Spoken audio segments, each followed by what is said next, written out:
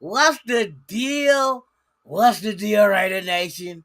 Welcome to the Dyrti-Lunatik Show. Yes, indeed. I'm glad y'all done pulled up.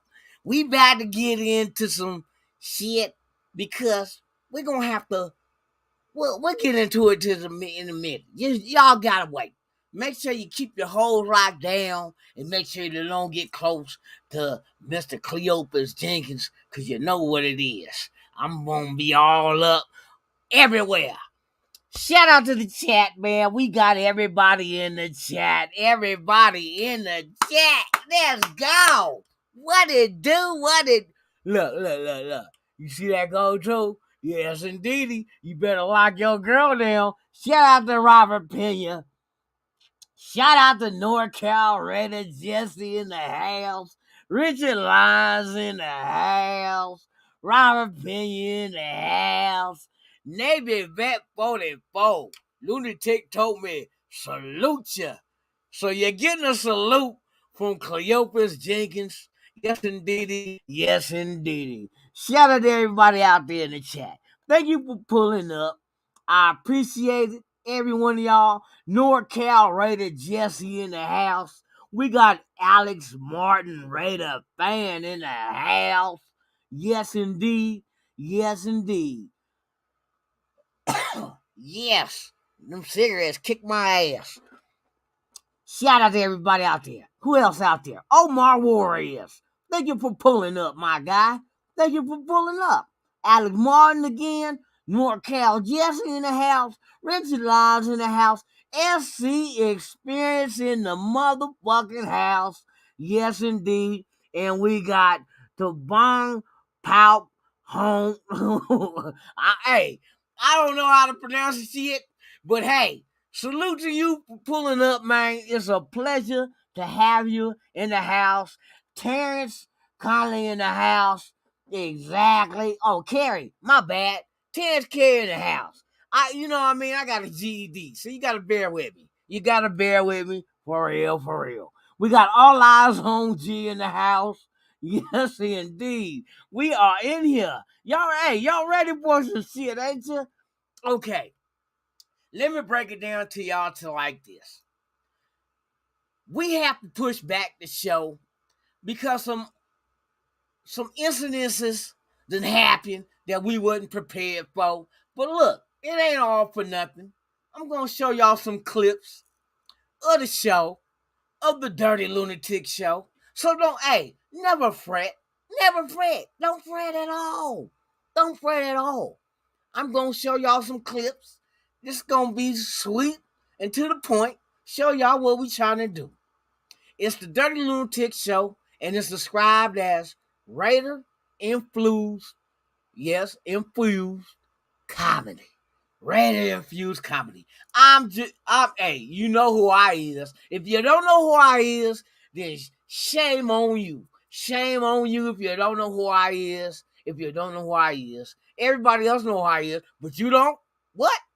Shame on you. Tis, tis, tis. Tis, tis, tis. I am Cleopas Jenkins. I'm your host this evening here at Raiders Allegiance, and this is the Dyrti-Lunatik Show. And we're going to go ahead and show y'all some clips, and we're going to kick it with y'all tonight. You know what I mean?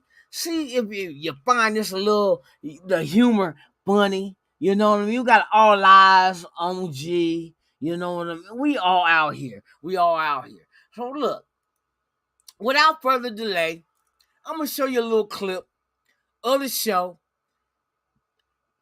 and I hope you guys can enjoy. the humor in this shit. Y'all remember when Derek Carr had to go ahead and jump up there and answer questions, and Paul Gutierrez wanted to try to get tough, and Carr had to say, "Hey, pump your brakes. I don't like your tone." Y'all remember that shit? I know y'all remember that shit. But look, this is our rendition of that shit. Check it out.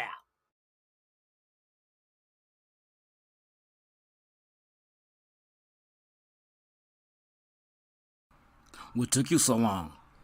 Man, I'm back there trying to wash my little balls, and they come get me saying I gotta do a pressing, so here I am, clean balls and all. How's training camp going? Shit, it's training camp. I'm training. Damn. Next. In an interview, you blame the media for your shortcomings. Can you respond to that? Thank you, Paul. It's so good to see you. Push it. Excuse me. I don't blame the media for shit. What does your wife blame for your shortcomings in the bedroom, Paul? Why do you ask dumbass questions, Paul? You big monkey pox looking motherfucker. Oh, bum's balls smelling ass motherfucker. Do you know what bum's balls smell like, Paul? Do you? Just imagine a pair of balls that don't bathe, marinate in their own sweat for weeks and weeks at a time. That's what you smell like, Paul. 4-minute bum's balls.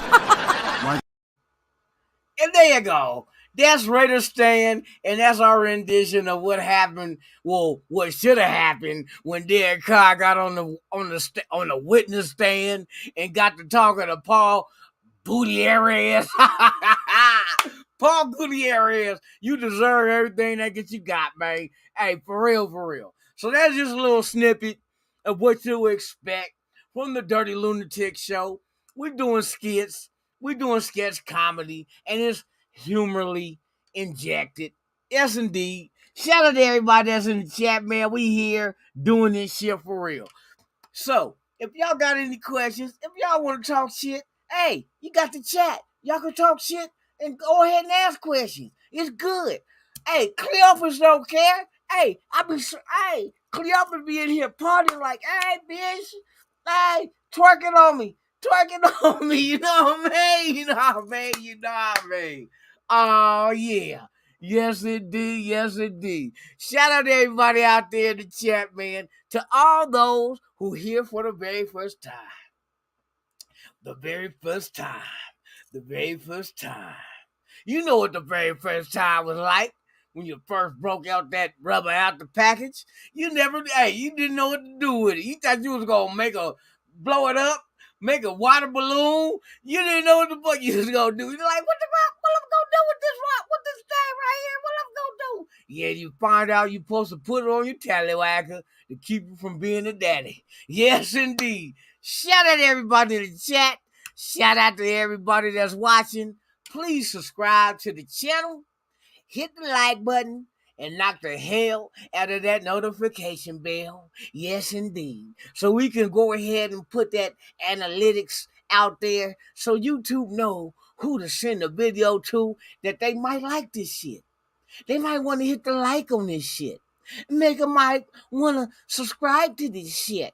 Man, I got bars, dog. I got bars. Hey, y'all can't tell me nothing, man. I got bars, man. I've been spending all day drinking Pruno, and I'm here with you guys, man. Thank you for pulling up. Thank you for pulling up. For real. But yes, the Dyrti-Lunatik Show, we're pushing it back.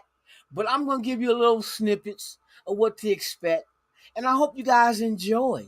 I hope you really do enjoy because it's all about making you laugh, making you enjoy this. And this is exactly and directed towards the Raider Nation. The Raider Nation, baby. Like I say, the Dyrti-Lunatik Show is Raider infused comedy. And I hope y'all laughing until you shit yourself. Until you shit, go ahead, shit yourself. If you got a washer and dryer unit at the house, hey, shit yourself and just throw the shit in the washing machine. That's what I do. I shit myself all the time. And I just take my drawers off, take my pants off, throw them in the washer with a little bit of detergent. You know what I mean? Wash the motherfuckers and then put it in the dryer. When it come out the dryer, I put it back on, and I do it all over again. I shit it, and I do it all over again. You know what I mean? You know what I mean? But yes, indeed. Y'all gonna have to go ahead and wait and stay tuned to the Dyrti-Lunatik Show. It's going down. It's going down. This is just a little preempted teaser of what to expect. You know what I mean? Yours truly, of course, they got me on the show. Man, well, who wouldn't want me on the show? Who wouldn't want me on the show? Bill Cosby might not want me on this show. I might knock his bitches. You know what I mean? Without having to go plop, plop, fizz, fizz, or what a relief it is into they drink. You know what I mean? You know what I mean? So we doing this shit live and direct. Thank you for pulling up. But we got some more shit to go ahead and little snippets to show y'all. You know what I mean? So without further delay, I say go you know what I mean? Without further delay, here's a little something from me. Hit it. I said hit it, nigga. Don't sit there and act stupid. My name's Cleopas Jenkins. What can I do for you today? What you mean? What you mean I don't work for McDonald's? Yeah, that's right. You in Vegas. This the Vegas, Las Vegas. Yeah. The Vegas McDonald's, man. We get down with the silver and black. Look. Raiders. Yeah, hold on. Look. You want a chicken sandwich? Look, I got a chicken sandwich for you. What you mean look homemade? Can I make all this shit at McDonald's, man? Man, look, it's a chicken sandwich. Look, it's on a plate. On a plate. McDonald's, you don't give out plates, but here in Vegas, and if you're repping the silver and black, just say Raiders, and we'll give you a 5% discount. Damn right. Yeah. And there y'all go. Hold on. And there y'all go. There's another. That's me. That's my debuting. Fucking, that's my debut. You know what I mean? You know what I mean? I had to do my little thing. You know, I see this little thing come up in the drive-thru, and I was like, "Hey, girl, you look mighty fine in them jeans." Hold on, that won't sound like motherfucking Eddie Murphy, huh? Hey, shout out to Eddie Murphy, man. Hey, you the role model for real. Hey, shout out to everybody that's watching. This is the Dyrti-Lunatik Show, man. We give a little snippets of what to expect, but we're going to have to push the show back a little bit until we come at you guys live and direct and correct. You know what I mean? Live and direct and correct. So this is yo truly, Cleopas Jenkins, part of the motherfucking crew here at the Dyrti-Lunatik Show. But I'm just showing you little snippets, you know what I mean? So yeah, shout out to everybody that's out there, man. Thank y'all for pulling up. Oh, y'all cracking up in the chat, ain't you? Cleopas in the building. Cleopas in the motherfucking building. Yes, indeed. You already know.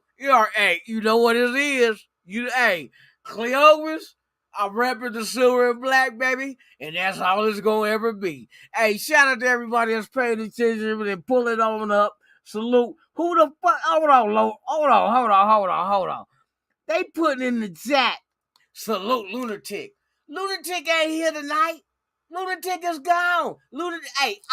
This is the Dyrti-Lunatik Show, but Lunatic ain't here tonight. It's Cleopas Jenkins, your main man on the video screen. Yes, indeedy. Pull on up and laugh with me. I got bars. Not bars of soap, but I got rap bars. Yes, indeed. Hey, shout out to everybody out there, man. Hey, we doing this shit, man. Hey. Oh my God. Thank y'all for pulling up. Oh my God. Thank y'all for pulling up. Yes. Hit that like button. Subscribe to the channel. This ain't the first time. This ain't the last time. This is just a time that you happen to be here while I'm here, and I'm expressing to y'all my gratitude for y'all pulling up. Yes, indeed. This is the Dyrti-Lunatik Show. We are running through snippets to show y'all exactly what's going down with this damn show.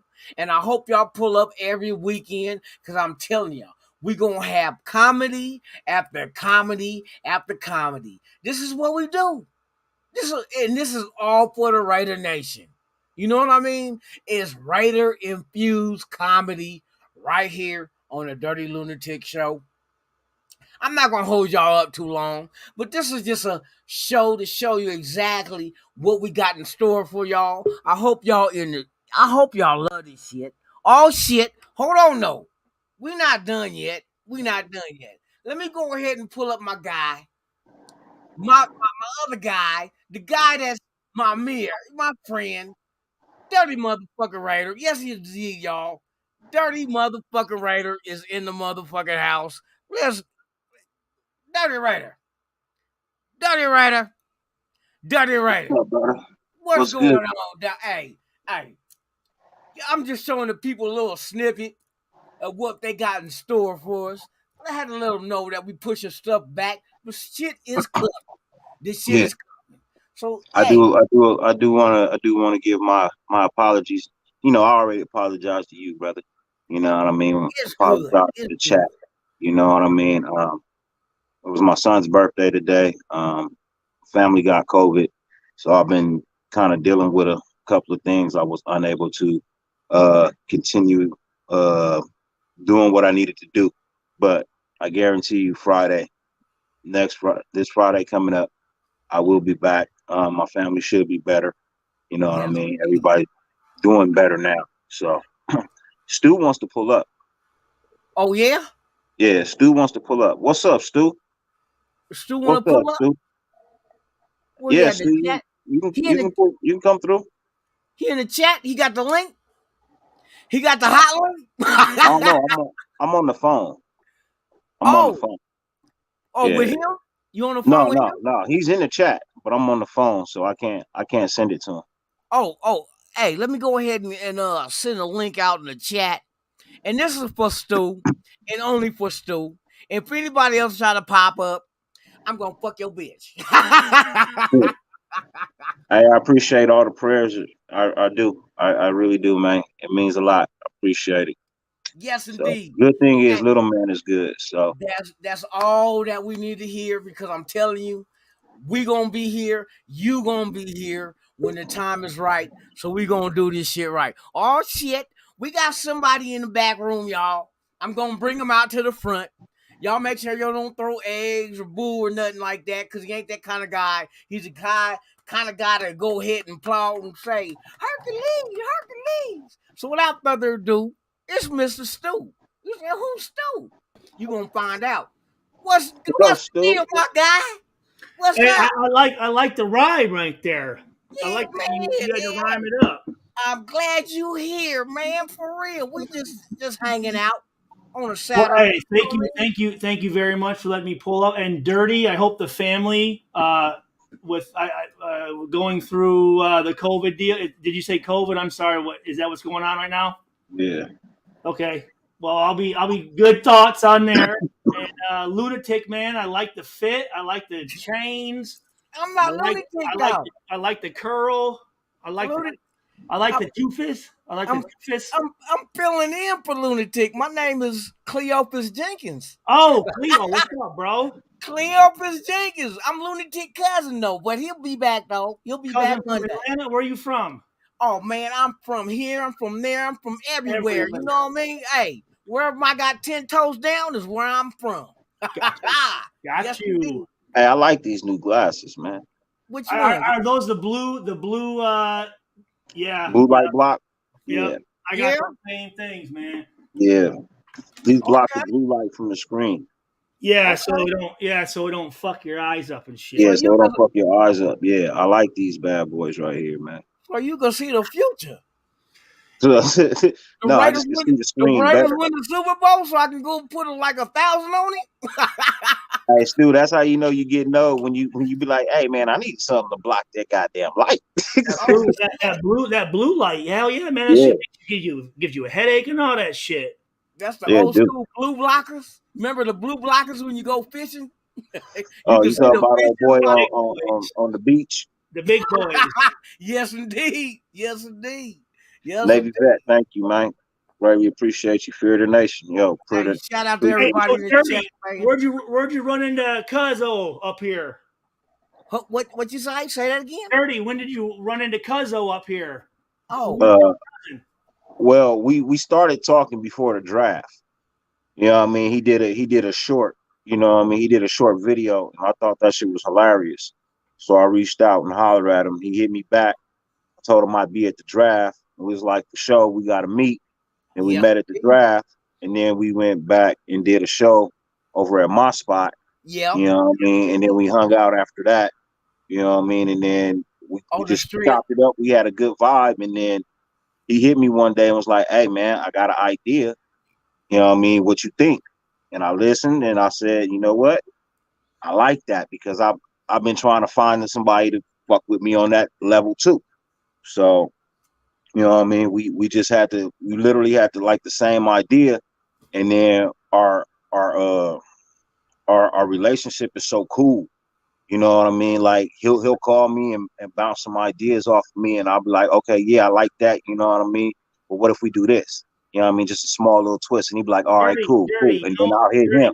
Dirty, you know why I love you so much? Why I love you so much is you got the green screen, and just leave it the green screen though. You don't even he don't give a fuck. That's my guy though. That's my guy. Hey, it's green there. screen's you know there, but like, fuck it, I'm just gonna use it as the green screen. Hey, yeah, 2 peas it's in gonna a be green for now, man. bucket. I'm on the phone. I'm not at the computer. Okay. You know what I mean? I'm on the phone. So you know what I mean? Like, I was just over at Phil Robinson's after hours. I was talking to my brothers over there. You know what I mean? Shout out to them, Unfiltered Truth. You know what I mean? Always appreciate you having me. Shout out to Phil Rob. Yeah, so, and then, like I said, I actually wasn't even supposed to come on tonight. You know what I mean? Just because of what I've been dealing with here at the house. You know what I mean? I actually got to go in and get my son in a minute so my wife can take a break, because she's got COVID and my daughter's got COVID. You know so my son had it earlier this weekend.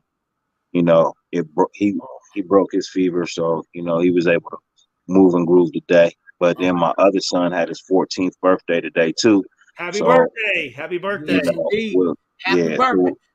With everybody having COVID, I had to pretty much like do everything on my own. You know what I mean? So yeah, it put me a little bit behind, but that's all right. You're used to that though, right? You're used to doing shit on your own, right? Yeah, always. Look at where I'm at right now, man. You know what I mean? Technically, when I'm at my channel, bro, I'm on my own. Yeah. You know what I mean? You're in the green room right now. You're in the green room. Yeah. You know, so like when I'm at my channel, bro, I'm on my own. You know what I mean? It's me. It's what I do. It looked like the scene from E.T. Remember when E.T. was in the little room with the plastic and shit? I was gonna go home. Don't be fucking with E.T., man. That motherfucker, That was a classic. And the only thing I liked about E.T. was the Reese's Pieces, bro. Oh, the Reese's Pieces? Or the milk crate on the front of the bicycle. Man, I don't know, man. That little creepy alien be fucking with little kids, man. I don't like that. Fuck that. I agree with that shit. Hey, I'm telling you, that Spielberg just getting us used to aliens, making us think that they're nice. Them motherfuckers aren't nice. Not until you get that anal probe. I'm telling you, that motherfucker, he had that finger with a finger this long. Hey, stand still. I gotta check and make sure that you're Spectre. No, I don't want you to check my sphincter. Yeah, fuck that phone home shit. Hell yeah. He was trying to call us partners. Hey, come on down here to Earth, man. We got this shit. Shit. No, sir. No, sir. Oh, it's long distance. It's long distance. Hey, put me on some new music. Oh my God. Put me on some new music, cuz. Some new music? Yeah. Oh, we gonna put you up on the theme song to the Dyrti-Lunatik Show. I can play that. Can you? Yes, I can. Hey, no problem, man. That's no problem, man. Let me go ahead. Oh yeah, you don't have to play anything. I'm just wondering if you can give me. Hey.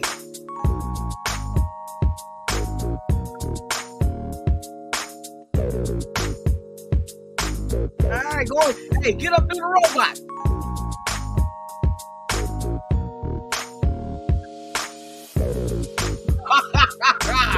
Throwback. You know what? Since we got the song playing, let's go ahead and play the intro of the Dyrti-Lunatik Show. Yeah, play it. Yeah, let's go ahead and throw that on for y'all, man, because you know what I mean?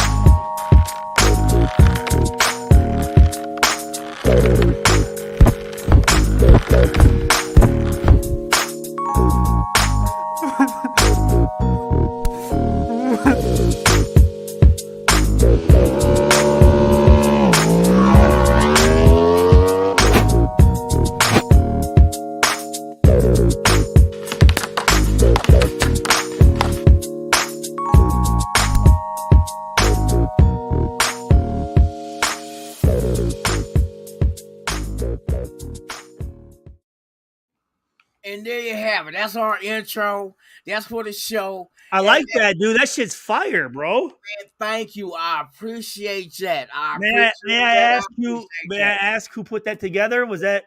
Well, what I did was I went out and got a third-party animator and told them what I wanted, and this is what they put together, and this is what they came up with. I'd like, if you don't mind, if you could slide that info, man. I'd like to holler at them. Okay, that's no problem. That's no problem. Exactly. You here. I'm gonna put my number. Fuck it. I'm gonna put my number in the fucking here. No, you ain't got to give it to everybody, man. You can just ain't no one fucking calling me.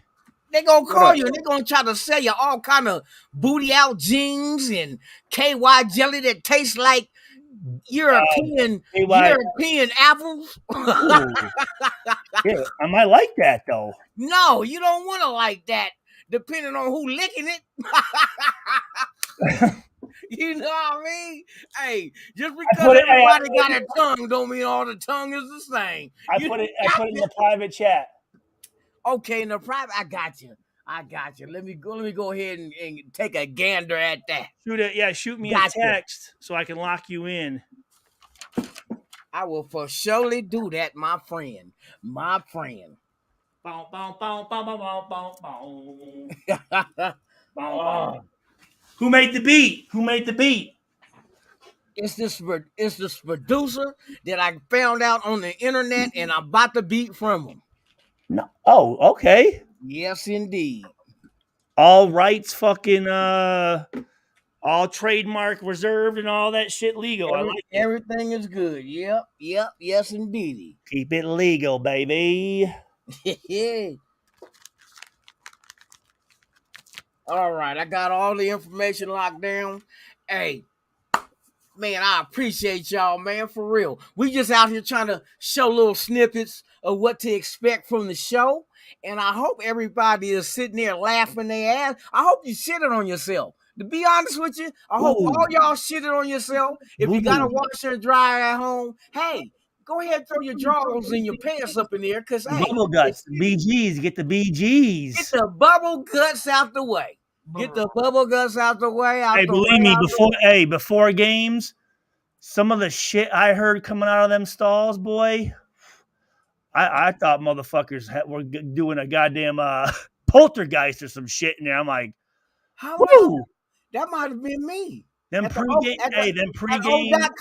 Oakland Coliseum in Alameda County, that might have been me. Hey, I do a lot of tailgating, and bruh, let me tell you, I try everything. You know what I mean? Them pregame jitters, man. You gotta fucking get that shit out. Hey, sometimes the beef ribs don't agree with the tri-tip. You know what I mean? But hey, you get it all out in your system, and you can do it all over again. See, I'd be on them quad tips.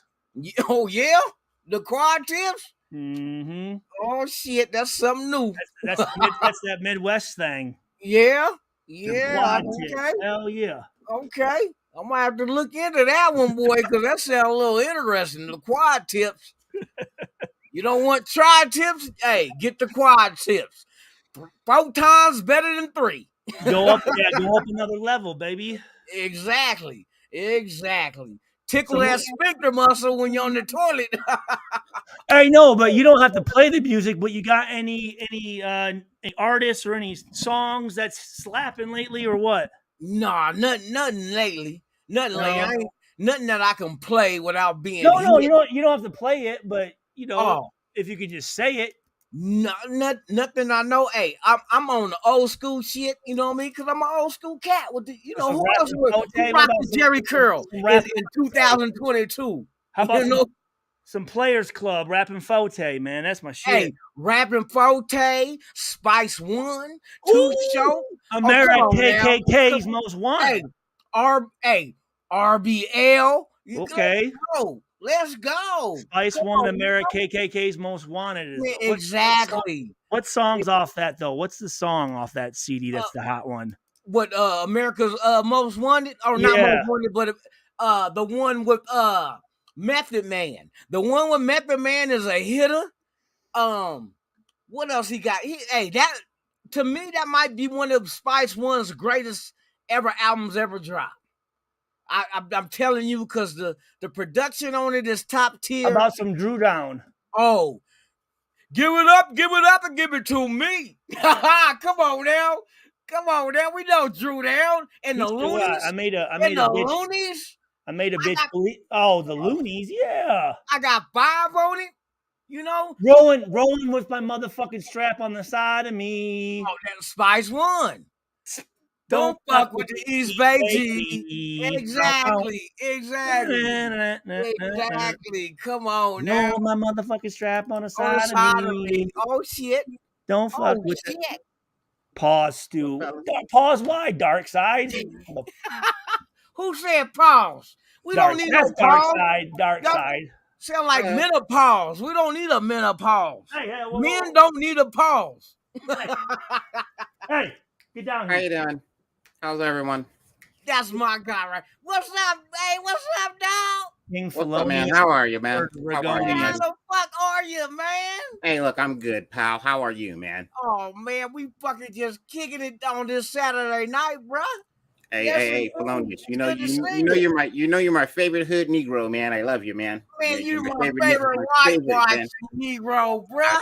Man, hey, bro. I try hard, bro. I try hard. That word makes me uncomfortable, guys. Okay, so well, hey, we're gonna have to ask you to put your shit on mute, and then we're gonna. You guys, man, it's what word, my friend? What word would that be, my friend? Would that be the tell me that you didn't love Rappin' Forte's blue suit in Players Club. Rappin' Forte, yeah. What? The Players Club? That suit was. Am I getting it? I called that Papa Smurf. The Players Club. All right, come on now. We already know about SF. San Francisco in the house. Hey, shout out to the Bay Area. We got love from you. Hey, what about shit? Love Rants. You ever listen to Love Rants? Love Rants? From San Fran, Love Rants? No, I ain't on Love Rants. You got Love Rants is a good one, dude. You guys would like Love Rants. Okay. Love Rants is a good one. I can tell you about RBL. There's a bluebird on my shoulder. Can I kill it?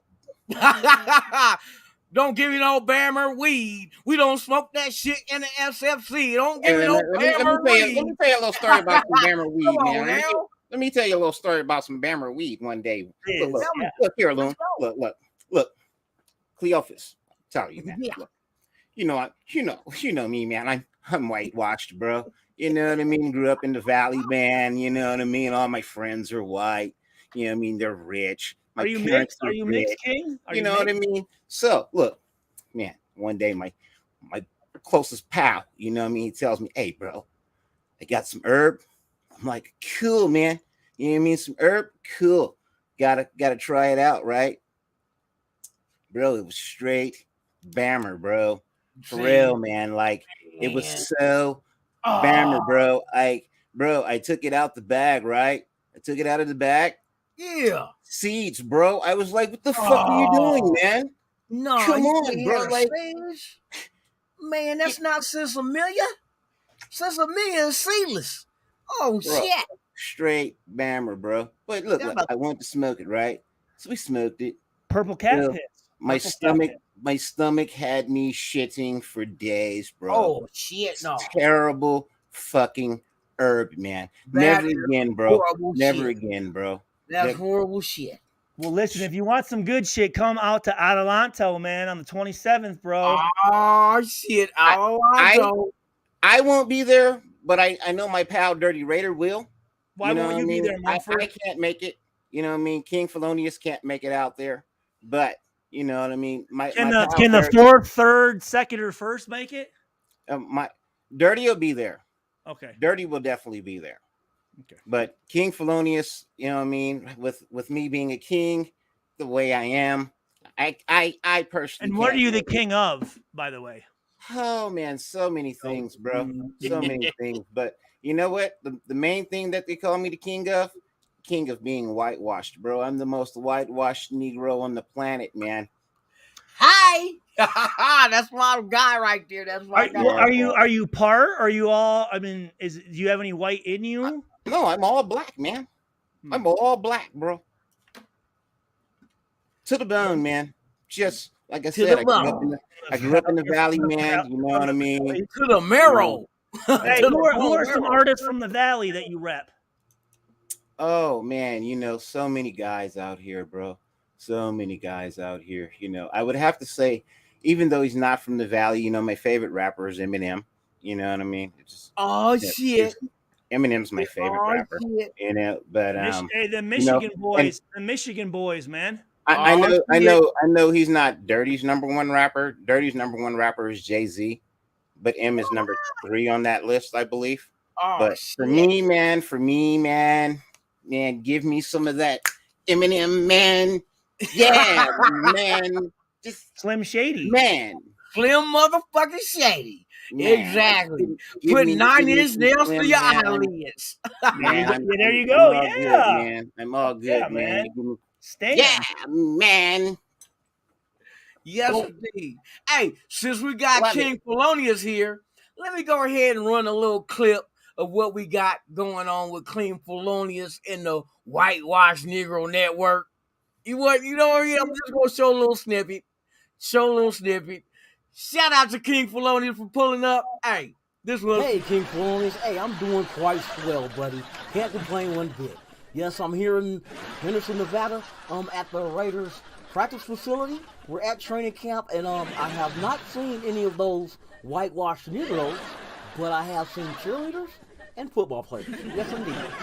You know. But yes, man, everything is going good this training camp. Looks real good in silver and black, man. A lot of big pads, shiny helmets, and man, I can't wait to see these guys hit the field for real. So with that being said, man, yes. Matter of fact, King Felonious, hey, what time is tea time tomorrow? You know I owe you. You know I owe you, buddy. Yes, you got me on the golf course the other day, man, but I owe you one. Yes, indeed, man. Hey, back to you. Thank you. that little clip. Was that my guy, Kyle? Oh, Man, that's love Kyle. that guy, Yes, bro. that was Kyle Vanderwhite. Man. Third. Yes, WWNN. That's the name of my network. I own my own news network. Bro, Damn. we are the Whitewashed Negro Network. Yes, Bring we you do. all the Yes, we whitewashed do. Negro news. You know what I mean? That's what we do over there, man.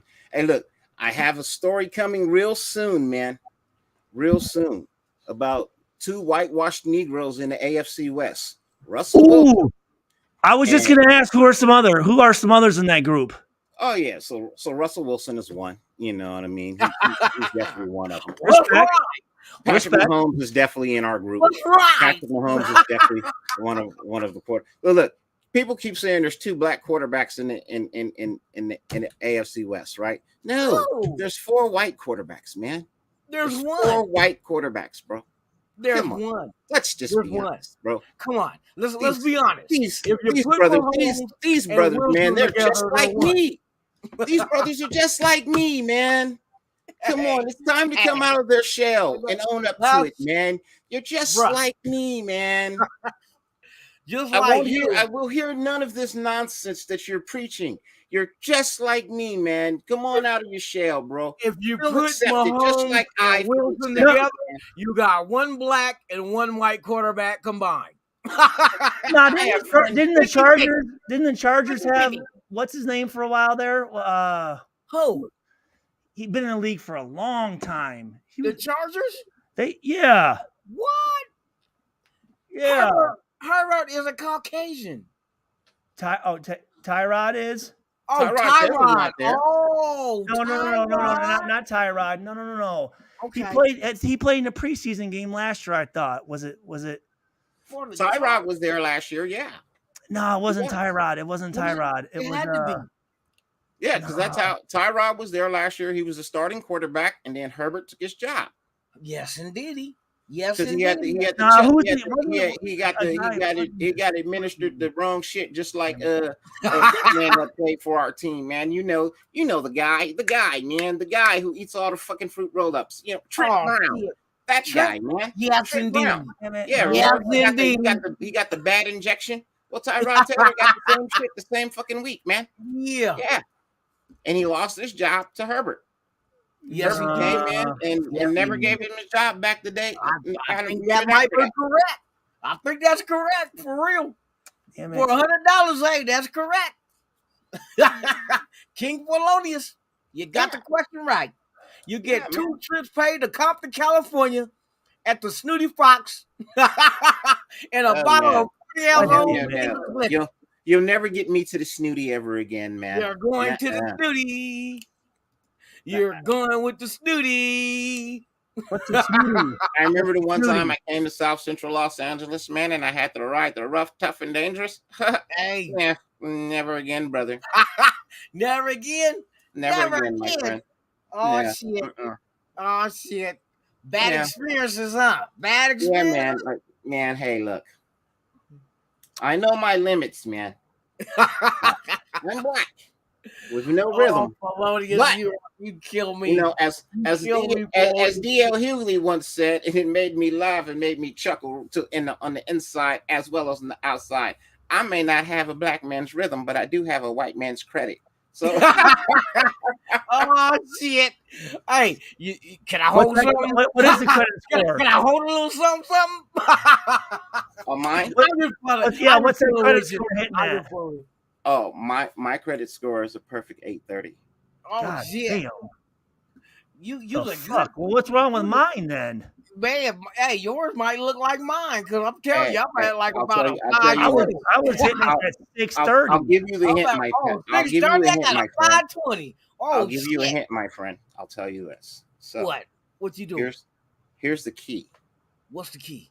You only have 2 active credit cards, man. What? Not 5, 6, 7. That hurts your score. I got That hurts you. multiple. No, it hurts your score. Oh my It God. hurts your credit score, buddy. Nobody told me this. Yeah. 2 active credit cards. Okay. Right? Oh, I need to You- go fix that. You shit. use them once every 2 months. Okay. You pay your balance in full within 5 days. What it is when you have the cash for something, you put it on your credit card. You pay it within 5 days. You don't end up paying the interest. You understand what I'm saying? So you end up just paying for the purchase that you made versus actually paying the interest as it sits and gains. So I can So you save end up spending more money later on. So what it is that you do is when you have the cash for something, you put it on your credit card, you wait 5 days, and then you make the payment. Oh shit. Oh shit. Then I can save money on for interest when I buy my weed and my alcohol. That starts to build that part of your credit. Now there's Man, other I did sections not of your know credit. that. Now when it Hey, comes you know what, guys? I was thinking my fault. I was thinking Geno Smith, but he was Seahawks. Oh, Seacop? A Seacop. Yeah, my bad. You're a Seacop. My bad. Oh bad. shit. Oh, yeah, I guess there are no black quarterbacks in the AFC West then. No, there's one. No, there's 2 Combined. No, there's There's one. 2 of them. No. there's- Don't get it wrong. Don't there's get it one. wrong. There is 2. Who? They're Name whitewashed the 2. Negroes. Name They the really 2. are. They're this close. They're just this Okay. close. So You know what I mean? you Just mean to like tell me, me I'm just this close. You know what I mean? Mahomes But and Wilson combined ain't one? hey, I may not I'd speak say like I'm 90. that, I'd say that's pretty but when I 90, drop my pants, 90%. it's a You're whole nother one. dance. You got one white dude and one black dude when you put Mahomes and Wilson together. Mm. Yeah. Oh shit. And with real estate, man, always pay your mortgage on time, man. Add a Oh, little yeah. to it if you can. Late bill payments will fuck your credit up. Man, Always, yes, A it late will. payment. Yes, Look, it when you will. buy a home, you should go in with at least 60 to 70% of that already down. And it will make you I premature always, ejaculate too. I always just bought my houses in cash. Yeah. That works too. But Well, that doesn't shit. build any credit. You're right. It doesn't. You're right. It doesn't build you any credit. Oh shit. All it does is give you collateral on a loan that you take out in the future. See y'all, we But give the y'all reason you that. have to now put up collaterals because you don't have any credit.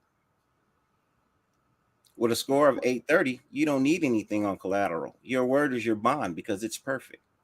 It actually was hard when I was drafted because I had never had a credit card or really anything. I didn't have credit, and it was hard for me to establish it because I didn't have it. Yeah. See, So I started off with a $250 Bank of America credit card. That's what I had to start off with. Yep. and that's what you build off of. Yep. You build off of. And you are right, King. Pay that thing off. Yes, If indeed. you have the cash, pay for it on the credit card, and then pay that bitch right the fuck off. Use the credit cards to pay your cell bill and Yep. small bills just Yes. to keep it active. Yes. Exactly. And pay it Yes. off in full. Yes. Exactly. And But the look, that's the why more it's like credit if you- cards you have, the lower your score gets because you have It's ability spread for, across. yeah. Yep. When you have two, it goes higher. Yeah. Yep. Two should be one you should never really have to use. But the only And reason- I heard back and forth if you do close them down, does that hurt your credit? Because I know It that hurts. was closing a credit card hurts as well. yeah. But if Yeah. you have too many though, you might as well close them down just to get rid of No, them. what it is you just let them expire and you don't re-up them. Yeah. You know what I mean? You You let them let go it to- expire let 'em and you go to don't sleep. order a new card and you wait a year. Do they If they expire? don't send you, the credit cards expire. Well, If that's they don't true. send you a new card, you know what I mean? If they don't send you a new card, wait a year. Wait 1 year. I just And thought they if you might don't get a card within a re-up year, on- that account is closed. But re-up on your ass. you didn't neglect on it or anything. The card just expired. Just make sure your balance is paid in full before it expires. Or leave the country. No, don't leave the country. Just pay the high penalty. Leave the rate. motherfucking country and all your debt behind. See, it's funny because they kill you on two ends. You know what I mean? They kill you on two ends. They kill your credit score, That's right? where they got you. They kill your credit score, and then they drive the interest rate up. Yes, indeed. So not only are you getting fucked in the points dropping down, but you're also You're getting fucked in the points that are going up. Yeah, you did that. Yeah, fuck. It's amazing your credit, how fucking much the interest rates can be on bad fucking credit. It's Oh man. But Oh man. King has to go now, man. I have to attend to business here. You know what I mean? I have to make sure that the throne is perfectly fine around here. You know what I mean? The queen is a little under the weather. She has COVID. You know what I mean? I have to go tend to the young prince. King, hold on real quick before you leave. Dark Side said that hold on, that Russell Wilson is corny. What makes him corny? I'm corny, buddy. You corner like this. Let's I'm ride. corny. Let's But ride. look, Come on. there's nothing Bronco country, let's wrong. ride. Look, there's nothing wrong with being corny if you can get a woman like Sierra, right?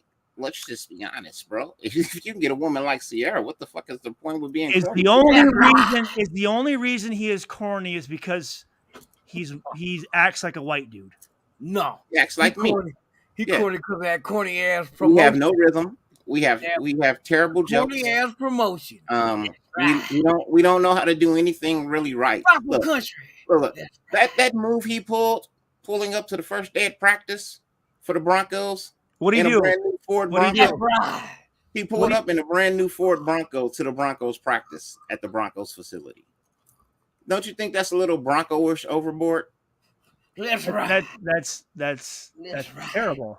It's terrible. That's what I'm saying. So, And I like thought that was the corniest thing ever. You know what I mean? And I like Russell Wilson because he is from the Big Ten his last year at Wisconsin. So Wisconsin, Hey, look, you can never discredit the man for what he's done. against the Ducks. You can never discredit the man for what he's done. Was that supposed to be cool? Right?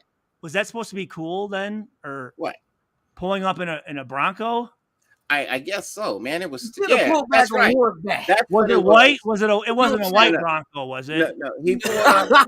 It better not be. That would be bad. So first day of practice, who got him there? Challenge. So the first day of practice, he pulls up in a Ford Bronco, gets out wearing his own jersey, walking into the Bronco facility. Corny. That's corny. What if it would have been an old school like 1991 Bronco? No, it's still corny. It was one of them. Look. Only thing that it leads me to believe, because us whitewashed Negroes, we do things without telling people what's really going on. You gotta check. I think he filmed a spot for a Ford dealership in Denver. Corny, like Shaquille O'Neal feet. You know what I mean? Look. Look. He never did no shit like that in Seattle. I think what it is, he has a deal somewhere. You know what I mean? He didn't check in with his teammates like, hey, guys, this is what I'm thinking. You'll get this, right? The first day of camp, I'm going to roll up, get this in a new Bronco. And I'm going to wear my own jersey. What y'all think? He didn't check, did he? He probably didn't. No. You got to check. You got to check it with your buddies first. Whitewashed Negroes do things, business moves. We do business moves, man. Okay, that's what we do, man. We do business moves, bro. This here is clearly. You don't think Sierra would have been like, don't do that. Don't. She probably got a free car out of it too. She probably got a free car out of it too. Don't do you know what I mean? Because my wife tells me if I'm gonna do some dumb shit like that's dumb. It might sound on your side. You always check with someone. Just get that. Yes, you always check with someone. Only person we check it with is our accountant and our wife. If our wife does it, and our accountant says it pays, they're on payroll, so we're gonna do it because it pays. They're gonna tell you what you want to hear because they're on payroll. They're exactly a bunch of yes men. You need someone that's outside of your circle. No, that's the thing. See, Russell Wilson doesn't have a bunch of yes men around him. That's why he's called a whitewashed Negro. There's not many people that want to hang out with us. He should have called him. He should have checked Antonio Brown. Hey, Antonio, what do you think about this? Not of the Negro persuasion. We hang out with people like Brad and Tommy. You know what I mean? And Kyle. Shout out to Kyle, man. Hey, friend of mine. Vander White the third, man. I see you on the news. I liked his news reporting for sure. Yes, indeed. Anyways, fellas, like I said, man, I really appreciate you guys hanging out with me, man. It's a wonderful thing to always talk to you guys, man. Next time I come through, you know what I mean, I won't be at Dyrti's place. Dyrti's hooking me up with a line and a link from my own place. I like the room though. That's sharp, dude. Oh yeah, Dyrti is a good guy, man. Dyrti's this is Dyrti's new room. You know what I mean? He put some time and effort into it. I really like being in here as well. Nice. You know what I mean? Me being a big Raider fan as well. Yeah, I mean we all kinds of Raider fans, man. It really is, bro. You know what I mean? Yeah. But look, I may be look like the whitewashed Negro that's a simple pushover, right? But you know me about the Raiders, bro, and I'll get in your ass, man. I'll get in your ass every time. Man. I don't fucking play about my silver and black, man. It's how we rock, bro.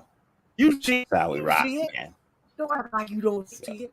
But I love you guys, man. Stu, my guy. It was nice meeting you, King. Dyrti wants me to tell you, man. It's you're one of his favorites, bro. You know what I mean? Well, Dyrti knows I appreciate that very much. I hope his family meeting there in Adelanto, man. He's really looking forward to. Tell the family to hydrate, man. Hydrate and rest. Hydrate. That's the whole key. Man, I'm gonna go in here and check on my my kingdom, man. Love you guys, bro. You guys have a wonderful and blessed night, man. And I'll see you guys really, really soon, man. I think I'll be back. I think I'll be back next Friday, man. Maybe next Friday it's on. If it works out in the schedule, man, I may be back next Friday, man. You know what? If not, man, I believe our other cousin will be here. OG Dirty Thug. You guys know OG Dirty Thug? I No, never I met don't think him. they met him, but hey, that's my homeboy. Hey, If you haven't had a Hey, chance to OG meet him, Dirty listen, Dog, yeah. what's up with you, dog? Hey, Yeah. dog, hey, we missing you here, dog, but I'll see We're you all next family, week, man. bro. Is that I'll see Thug you with next 2 G's or just one? 2, man. 2 G's. Yes, Bro. indeed. Yeah. OG Dirty Thug. Yeah. Yes, that's my homie. Yeah, that's my cousin, man. He actually, you know what, Loon? Can I tell him? Go Can I ahead. tell him? Go ahead. OG Dirty Thug just got out. Yes, indeed. He's on his way Fresh home. out. Hit the bricks. Free. He's on his way home. Yeah. Free. And we about to get lit for his motherfucking release. Hey, be careful. Just don't get him in trouble again. Oh no, we No, good. no. He's all good, man. You know, We incognito. yeah, I got my cousin, man. I got my cousin, That man. ankle brace isn't though. You gotta gonna- be careful. I'm sure he's No, on. no, he's done. There's no probation or nothing. He served wearing his pants. full time. He did his 15 years. You know what I mean? He We did his 15 solid. years, and he's home now. He's good. You know. And yeah, I got my cousin, man. I'm gonna take care I of let him him hang really out well, with this man. motherfucker. I don't know if I let him hang out with this motherfucker. No, I got a job for him I'm a already bad and everything, influence? man. He's gonna work over at the WWNN. I learned You it by know, watching. Are you gonna co-sign for his credit, King? Will you I co-sign? don't know. I never co-sign for anyone's credit. Yeah, we're gonna deal with Never. cash. I don't give a shit who you are. Cash. I'm not co-signing nothing. Wow. Why? So you can screw up your credit and mine at the same time? He's got to establish it somehow, though, man. Why would I even associate with someone who needs a co-signer? Huh? Damn. Gonna introduce him What kind to of a business are we pyramid doing? scheme. Wow. Pyramid scheme. Look, no, we're talking business. Show me the mummy. I'm not talking family. I'm talking business. Look, in the business world, if you need a co-signer, there's no reason for me and you to be doing business. You don't have the money to be in my capacity. Stevie Wonder. So that's all I'm saying, man. You know, it's not a shit on That's it. where Stevie Wonder is from. But in business, yeah. That's where business, Stevie yeah. Wonder is from. Side by Anybody? side, mama, Anybody? piano. Saginaw, Michigan. Stevie Wonder is from Saginaw, Michigan. I'm telling you, Stevie. Shout out to Stevie Wonder. I know you're seeing it right now. He's I from want the to say Caribbean. shout out to you. He's from for the Caribbean, from Saginaw. Watching who? Stevie Wonder is from Saginaw, yeah. Michigan. Oh, he watching this then. Hey, Stevie, if you're watching, bruh, thank you for watching the Dyrti Lunatik Show, man. Tune in next week, and we really gonna kick it off for you, bruh. Man, all eyes on us, bruh. Remember that. Keep your eyes on the prize, Stevie. I grew up right down the street from Stevie. Oh, shit. You delivered papers? You used to throw newspapers at the door like, Papers, but not newspapers. what? Mm-hmm. Oh, They got a statue of Stevie down there. Hell yeah. Is it? On the east side. Hell yeah. Y'all can see it? Yeah. Okay. I don't know if that motherfucker's really blind though. I don't know either, but hey, I ain't never There's seen some him with a videos of cane him where or a dog. they catch his I've never ass seen him with a sometimes. cane or a dog, so hey, go figure. He got telekinesis. Telekinesis. He knows where he going without seeing. Hey, I wish I had that power. I'll be in the dark slapping shit, grabbing ass, and they won't know who did it. Well, Did I say that out loud? telekinesis. No, telekinesis is moving shit with your mind. Yeah, I be moving skirts up. Woo! And really, you can never get slapped. You can never get slapped. Hell no, not in the dark. Not in the dark. You see where I'm going with this? What's the term? Everything done in the dark shall be Shall remain in the dark? or will come to light or some shit. Shit, not if you ain't paid the electric bill. And if you you don't ain't do paid that, the your electric credit bill, is you safe. fucked. Your credit is fucked. You gotta time it just right. Okay, I'm not gonna pay this month, so by at the end of the month, I'm gonna turn off the lights and I'm gonna grab ass and they can't turn Turn it off back the on. lights and I glow. Turn off the lights. What's that from? Turn off the lights and I glow. Hey, that's an old school. What you To know the about extreme, that? I rock the mic like a vandal. What? You don't know nothing about that. You know who is that? Who is That's that? Ice, that's Vanilla Ice. Yeah. Come on, bruh. Bruh, I know this shit. 818 baby. Beechwood Go. Avenue. What you know about Beechwood Avenue? Come on now. Hey, I could see you kicking it in Daytona. Man, I kick it everywhere, man. They want me around. They want me around. Yeah, Well, they I want don't me know. around. I don't know if the homies do because I don't care.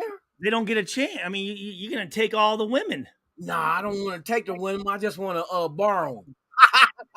You want to lease them, I'll right? give it back. I'll Lease give her 'em. back when I'm done. Here. Hey, thank you, bro. Sign a 3-hour lease on one of those. Kind of like a lawnmower or edger. Let me borrow your edger to do my yard, and I give it back when I'm done. That's all. I don't want to keep it. I only need it a couple times a month. That's about That's it. it. That's it. I just need your weed whacker. I want to whack some weeds. I I want to whack some weeds, man. That's all. we used to have weave whackers. Oh Back man, in Saginaw. shit. I should have been in there then. I should have been out there then. Whacked them some of them. Good at whacking weaves. Woo! That's unbelievable. Exactly. Unbelievable.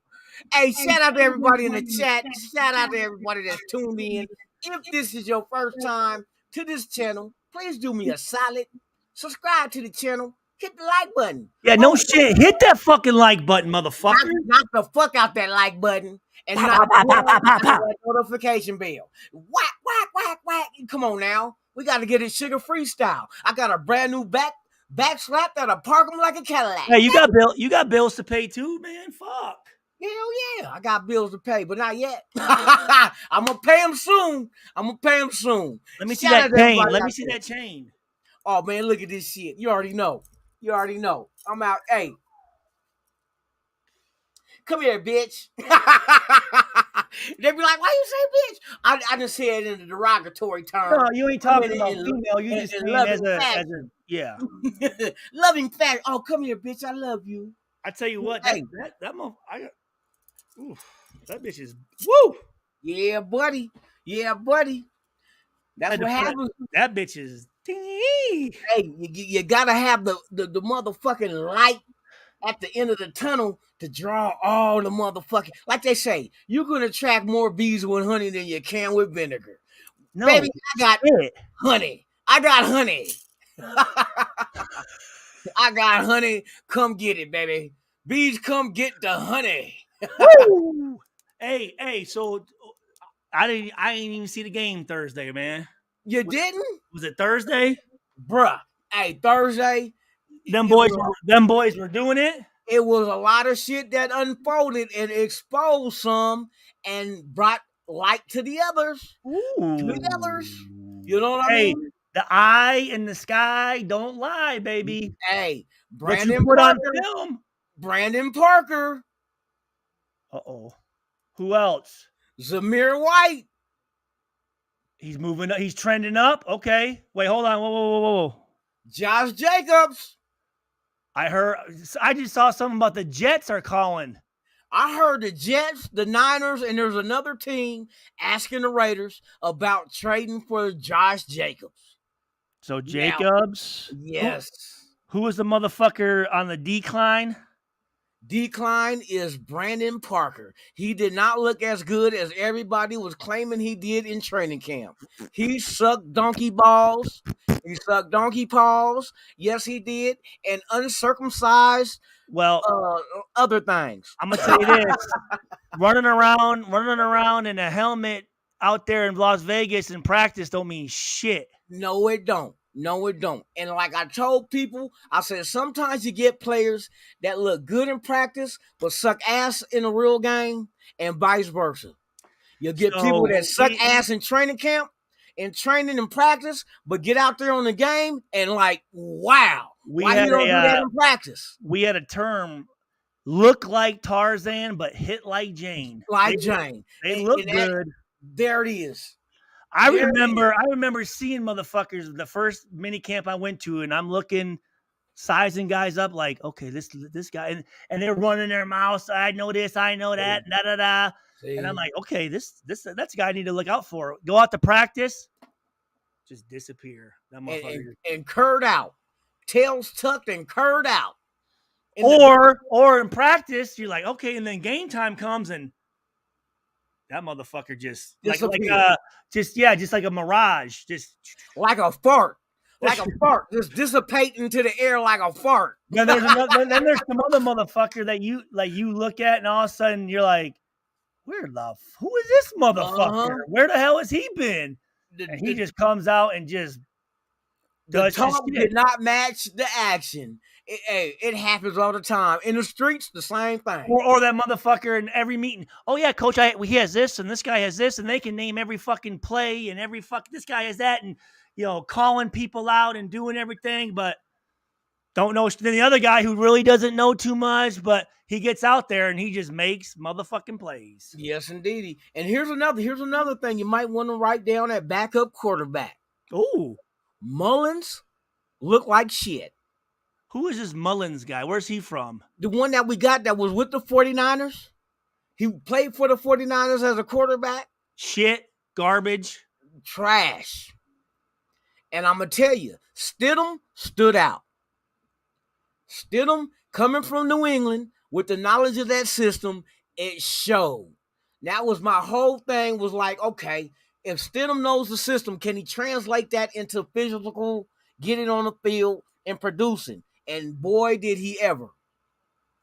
Did he ever. That's big. Yes, that is big. Because backup quarterback is going to be a well-needed addition. Did Derek play at all? No, he did not. Okay. No, he did not.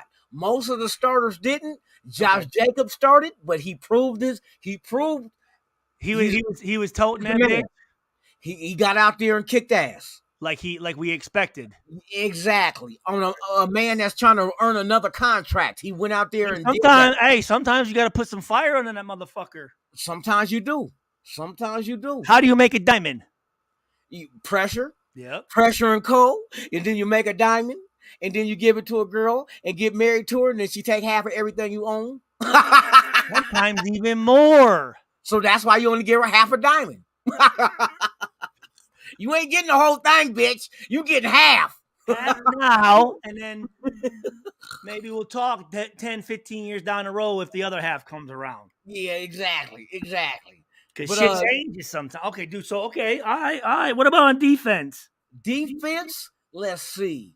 The standouts on defense, we need some real defensive tackle help.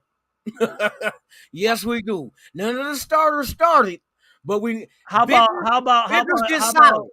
the motherfucker from Tennessee?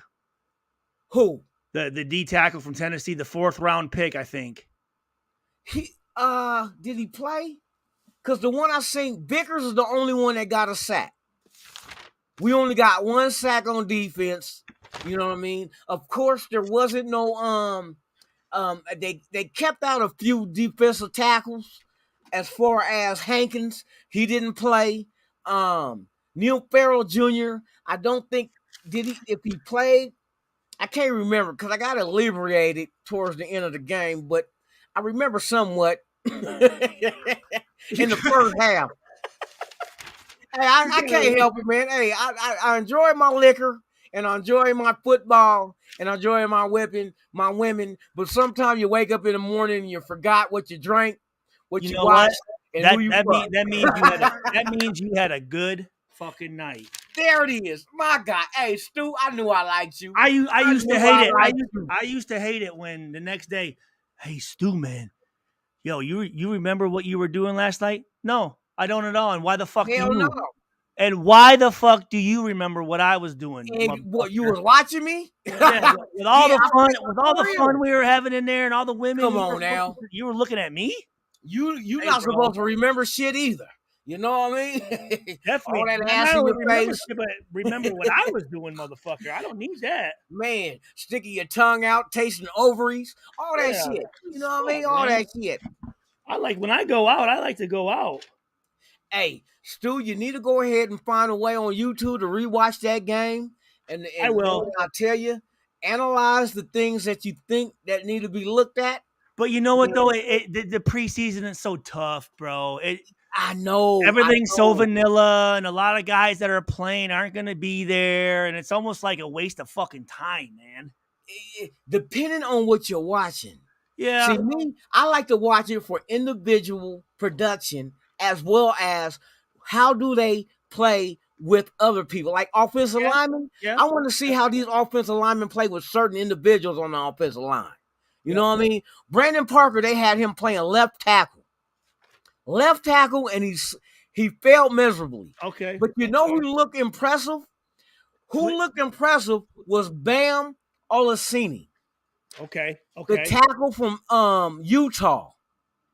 The big motherfucking tackle from Utah. He was bullying motherfuckers. And he's new.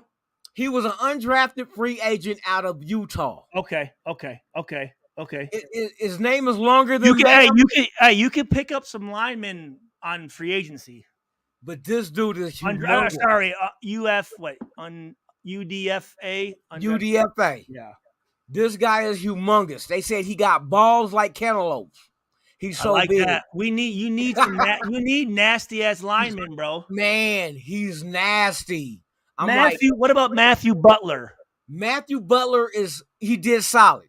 Okay, he worried me a little bit. When I saw his combine, he looked out of shape. He looked sloppy. So all right, okay. He was solid, but like we said, this is just the Hall of Fame game. You know what I mean? Thayer Mumford. Mumford. I didn't really pay him a mind. I was looking at other shit. Dylan Parham.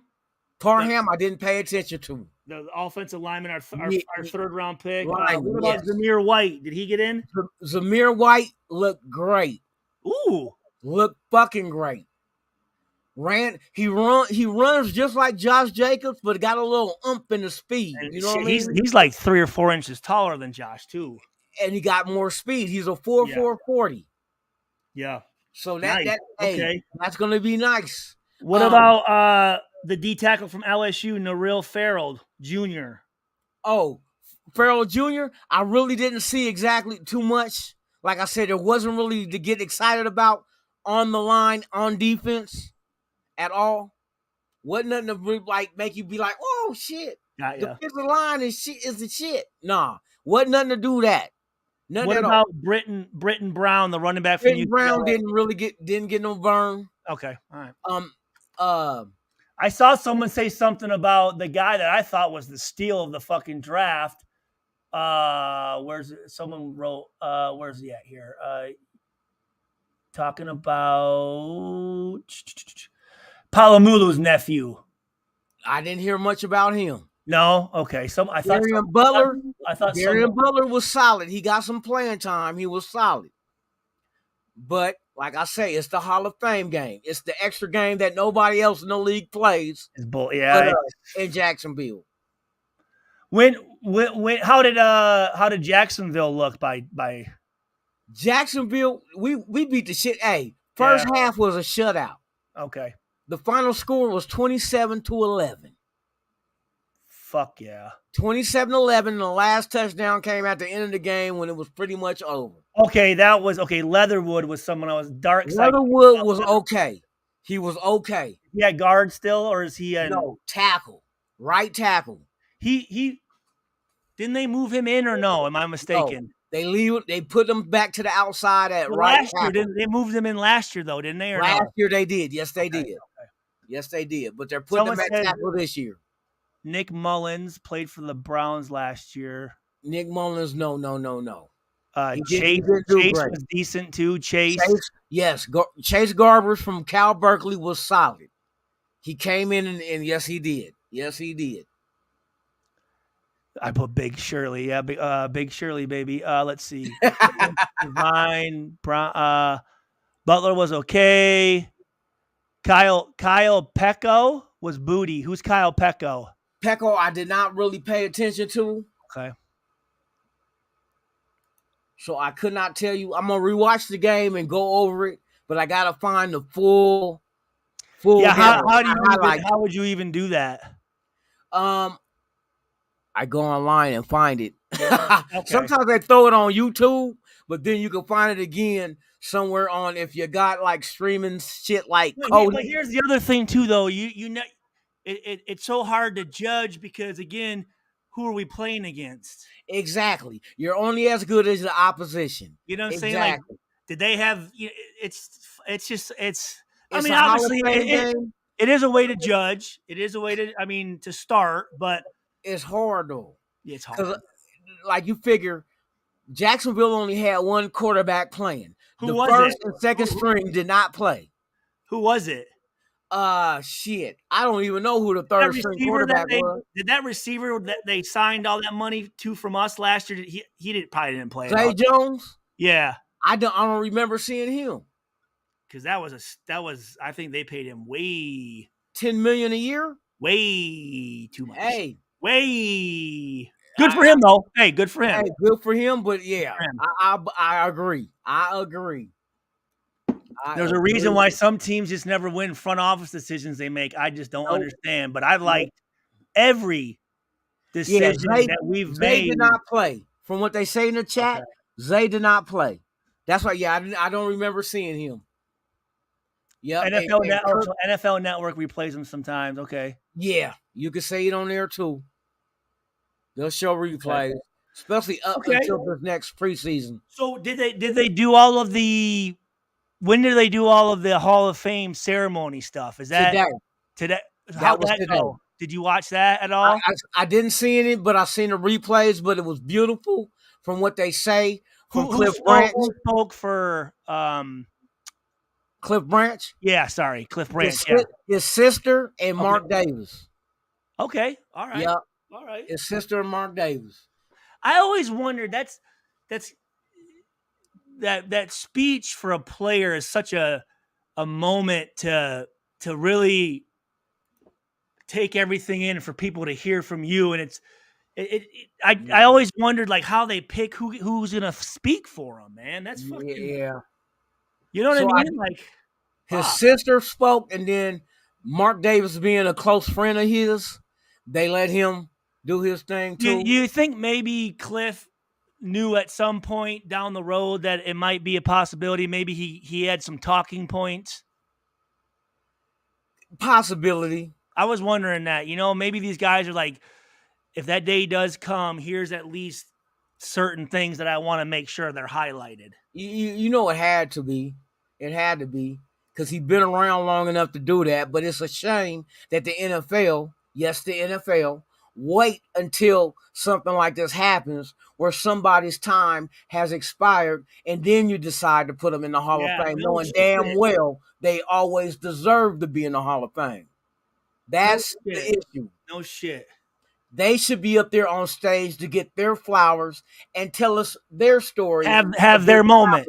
Exactly. Exactly. And that's bullshit. It ain't like something you had to weigh out and be like, oh, well, I guess he's okay to be a Hall of Famer. He had an Hall of Fame background. He changed the game. He had stats that lead the league. Come on now. Come on. That's bullshit. That's like you waiting for your mom to pass away to tell her you love her. Yeah. It's too late. Yeah, if you're going to do it, fucking do it. Man. Do it. He had the numbers. He did not play. When was the last time that he played? He got drafted in 72. So, he has not played in a long time. So you mean to tell me within that frame of him not playing anymore till now, it took you that long to go ahead and recognize him as a Hall of Famer? He didn't have the stats to be a Hall of Famer before then when he retired? 501 receptions, 685 yards, average 17.3 yards per catch. Come on. Tied for the How many Super Bowls? 67 touchdowns he scored. What, 2, right? It'd be 2 Super Bowls, right? Yeah. Come on. That's not enough? That's not enough. I'm wondering. It'd be like this. You know what? Megatron was a great receiver, but how many Super Bowls? Like, he's got plenty of time. You got to put him in there. No, like just Terrell like Owens. Let's tap on that. He has exactly how much time did it took for them to get Cliff Branch in? So you mean to tell me that Megatron ain't got a lot of time? Let's see. Let's just take a look here and just take a look at his Cliff Branch if you want to talk the time for you to be able to come in, then yeah, of course. Oh shit! Whoa! You there? Are you breaking up a little bit? You see me? You see me? I can see you, but give it a sec. Give it a sec. All right. I did flicker. You hear? I can hear. You're coming back. You're coming back. Okay. So, Cliff Branch, 3-time Super Bowl champion. Okay. Come on now. Come on. 3-time first team All Pro, 4-time Pro Bowler, NFL receiving yards leader in 1974. 2-time NFL receiving touchdowns leader. So he led the NFL in 3 different categories. 2 different categories 3 times. Longest receiving touchdown, 99 yards. 72 to 86. See? So what was and that was records that he left back. When did he retire? 80. So it says he retired from the Raiders in 86. 86? Yep, 86. So 96. So it took you from 86 to 2022. 34 years, 30. To acknowledge that he was a Hall of Famer with those same records that was left back in 86. And you know what? You bring up a good point. Come on, man. You bring up a good point. 3 Super Bowls. 3. I think that's a huge, to me, that's a huge, what would you call it? Huge piece of being in the Hall of Fame, right? It has to be. It has to be. It wasn't like he was getting them yards on a shitty team. See, because most of the time you look at it and you go, well, you know what? He has the stats, but he doesn't have a Super Bowl. Or he has a Super Bowl, but he didn't really have the stats. Exactly. He's got he's like for instance, I say one thing, it might ruffle feathers, but I'm gonna speak the truth, and it deals with Jim Plunkett. Jim Plunkett had a hellified second Super Bowl run against Washington. His first Super Bowl run was not spectacular. He only had 100 and some yards passing. He did, but you look at the Hall of Famers that were around him. He was surrounded by Hall of Famers, and we can Cliff Branch, Art Shell, Upshaw, Willie Brown, Upshaw, Blitnikoff, Marcus Allen, Tatum. Come on, the list goes on, and we still have people on those teams that won Super Bowls that deserve to be in the Hall of Fame. And what, we got to wait until they pass away until they get it? Yeah, you know what did he? Let's see, how old was he when he passed away? He was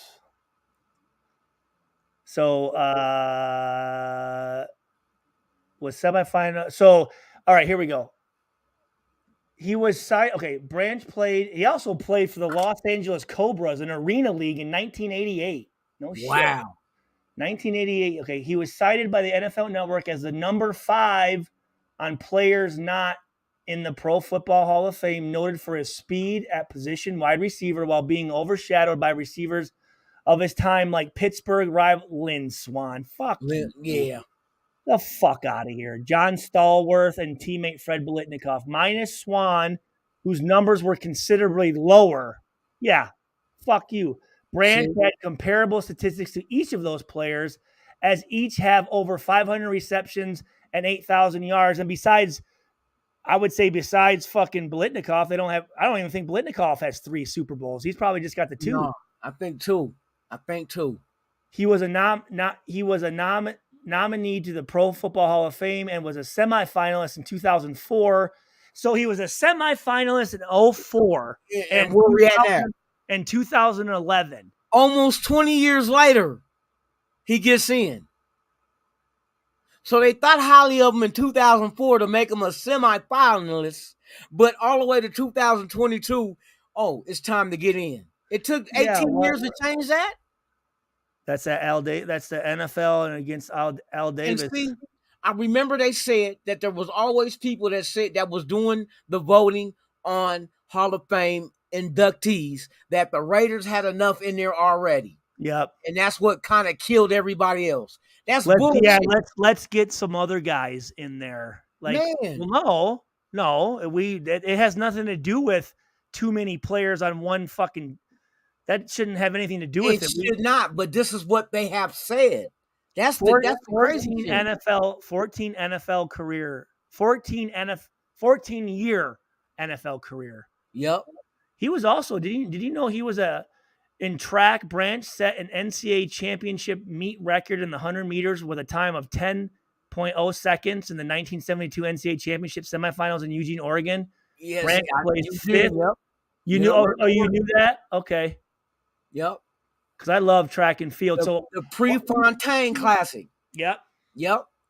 So one of the during the summer of my rookie year, there was a flag football game between the 49ers, like draft picks and alumni against the Raiders. Okay. And I remember that was the first time I met Cliff Branch. And I remember seeing him. He had the wristbands on. He had the towel. He had the spat. Yeah. He's over there dancing with the cheerleaders and shit. And I was like, God damn. And then I just always remember in the Oakland Coliseum, they had Cliff's Corner. Yes. I remember always seeing that big sign, Cliff's Corner. Yep. I'm thinking, this must be a bad I'm like, this must be a bad motherfucker if they still have a sign for his ass in the fucking stadium in 2004. Man. And this dude hasn't played since 86? Exactly. Like, shit. Okay. Exactly. All right. Yeah, man. That shit irks me. You know what I mean? It's a you know shame. What? I want to look here at wide receivers in the Hall of Fame.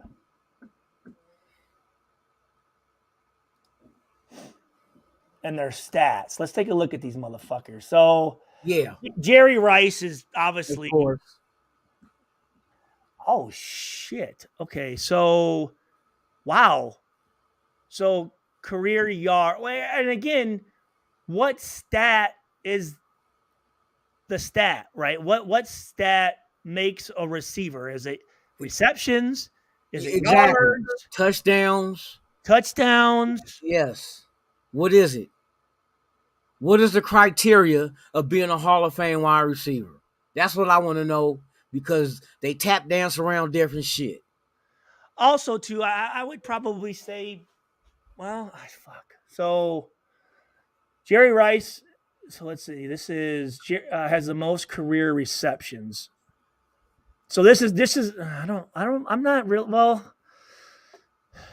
So as if you look at receptions, Jerry Rice, Terrell Owens, Randy Moss, Tim Brown, Marvin Harrison, James Lofton, Chris Carter, Andre Reed, Steve Largent, Art Monk. I don't know about some of these motherfuckers. And see, even then, what yards receiving for wide receivers? There's also have to factor in what was the time that they played. Yeah. How long did they play? Yeah. How long did they play? Yeah. Jerry Rice played for years. His last team he played forever, so he should have fucking. He played for Seattle was the last time. Could have played for Denver, but he didn't want to be more or less than what he said, third string. Yeah. And Denver was going to have him fourth, so he retired. Yep. But he sure in the hell would have played for Denver. So if you play 20 years compared to 10, but in those 10 years I got more yards receiving than somebody at 20, does that come in a factor? Do you judge that? I don't know. Why the fuck is James fucking Lofton? Well, he had a lot of yards, but he was a deep as far as touchdowns. He was a deep threat. Yeah. As far as touchdowns, though, he didn't have, compared to the other guys, Andre Reed, like, get the fuck out of Art Monk. Fuck you. Who they else? They got Steve Largent on there.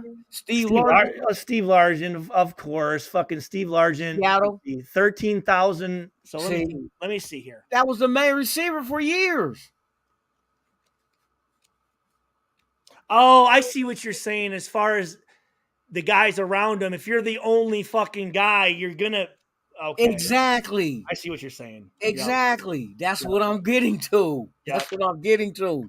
When you have fucking all these other Hall of Famers around you, it makes you look good. It's kind of like how we look at the University of Georgia in the draft this year. They had all them first round draft picks, but shit, did any one player was really legitimately that good, or did it because of the supporting cast made them look like that good? You know what I mean? Yeah. That's what I'm looking at.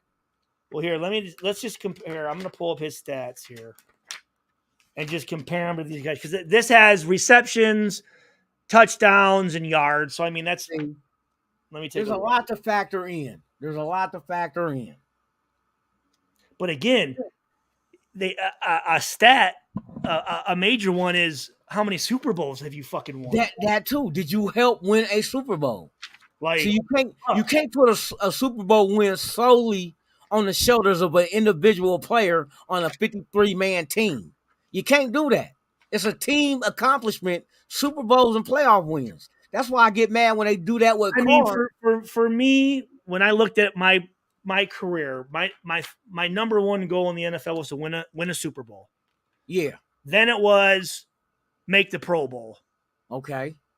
Then it was, I mean, really, as far as that goes, I mean, but Super Bowl was always number one. So I'm assuming if you have three of those motherfuckers, that's a heavy, heavy fucking mark in your favor.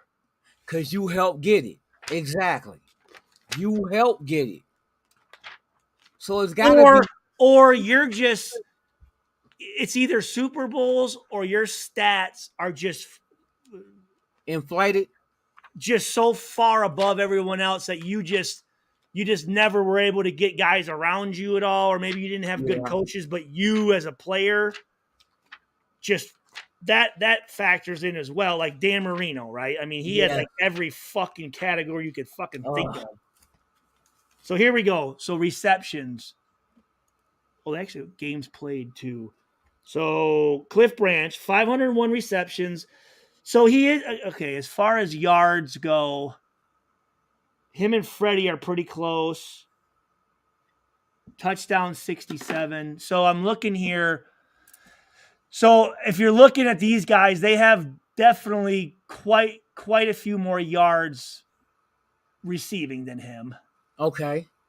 But how many receptions? So Cliff Branch had 501 receptions. Let me see here. Receptions. They're significantly higher. Okay. Of course you'll have more yards in. Opportunity. Touchdowns, he's right there. See? On less receptions. 67. So that's very true. That's very true. See? And then average yards per catch. I don't fuck with average. He's actually very, very high. Yeah, but average 17.3, which compared to these other, so these guys have significantly more yards. That's a big deal. With significantly more catches. Oh, there it is. Of course you're gonna have more yards, or the opportunity to have more yards, depending on yards after the catch. So really 1, 2, 3, 4, 5, 6, 7, 8, 9, 10, 11, 12, 13, 14, 15, 16, 17, 18, 19, 20, 21. So 20 I'm looking here, is there only 25 receivers in the Hall of Fame? I'm not sure. I'm not sure.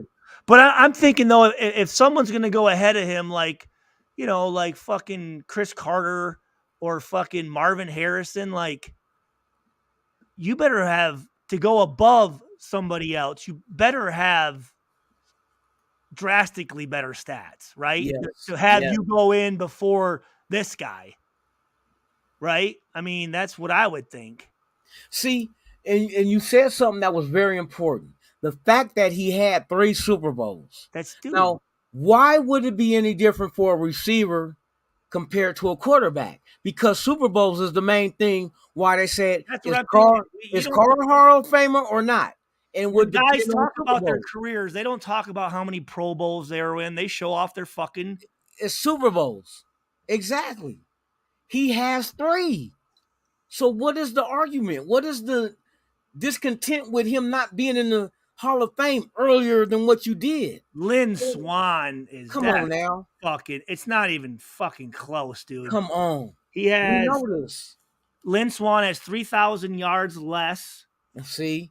Look at this. He has 250 less receptions. Uh-huh.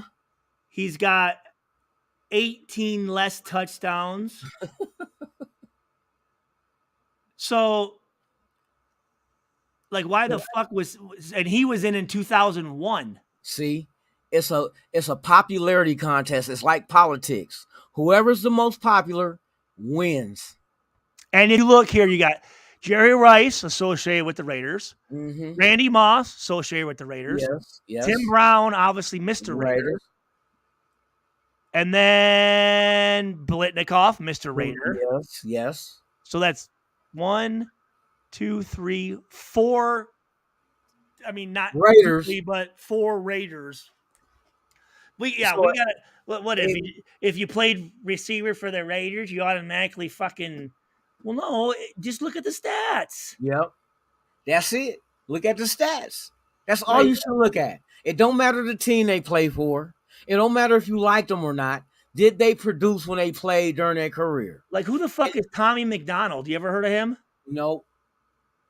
He was inducted in 1998. See? Tommy McDonald. Who in the fuck is it? Tommy played 12 seasons, so same. 12 seasons for 5 teams. He had 495 catches less, 8,400 yards less. Oh, come on now. But he did have more. He had 85 touchdowns. So yeah, that's only one category though. And he was at 6 Pro Bowls, and it says and won 1 championship. Is that that must be what, ASC? I mean, American Football League? He played from 57 to 68. See? So he won a championship before the merger. For Philadelphia. Before the merger. Yes. There was no Super Bowl yet. Wow. See? Yeah, I mean, if you start to look, that is the bullshit. See, we're looking at the numbers. Numbers don't lie, and it's telling us he should have been inducted a long time ago. Allworth played 14 seasons for the Steelers. He had about 15 more catches, about 100 more yards. He had 3 less touchdowns, 3 Pro Bowls, and won 4 championships. So fuck. 4. He had. I mean, I guess he. But that's pretty fucking close, right? I mean, that's exactly. The numbers are still close to his. And he was inducted in. He was inducted in 2002. See? What the fuck? 20 years ago. Yeah. 20 years ago. That's what I said. The way they do this shit, they handle it, they need to change it. I don't know what format, what formula they use to induct people, but it's bullshit. People should be still breathing when they get inducted to be able to tell their story on their travels from starting football as a young kid, working it all the way up through their whole career, because that's what it's about. It's and you know what? I apologize for not knowing more of this, but I used to, obviously OG Raider, he loves the old school guys, and he's been talking about this for a long time. But now looking at it, what was the fucking holdup? Exactly. What the fuck was holding them up? And that's why that we always say that there's some kind of conspiracy saying, and they said it, and it was noted. I remember watching an old documentary. They was talking about the Raiders, and one of the people that were involved in voting players in the Hall of Fame said that the Raiders already had enough in there already. That's bullshit. That's bullshit. Yeah, that doesn't. That has nothing to do with what this man accomplished to get into the Hall of Fame. Because if Fuck you what look you- at it, if you look at it, you look at him. You don't look at anybody else Yes. at all. You look at his career. He died 2 days after his 71st birthday in 2019. Says natural causes. Did he have can't? It says natural causes do the investigation, but I'm assuming I don't know. Cancer. I mean, every time I saw the fucking guy, he looked like a guy like he could still play. I don't know. They never said what the cause was, so I don't know, and I ain't gonna speculate. But yeah, you should which, not. which I'm just wondering if they think, oh, he'll be there. He's always going to be there, type of thing. That shouldn't matter either, though. You know what I mean? It doesn't matter if he'll be there later. It matters what the fuck did he do when he played in the league.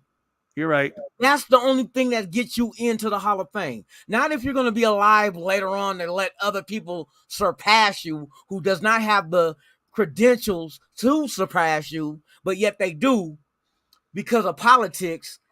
That's not the fucking issue. The issue is you should not let this man have to wait thinking he's going to be there when he deserved to be in there from day one. That's the issue.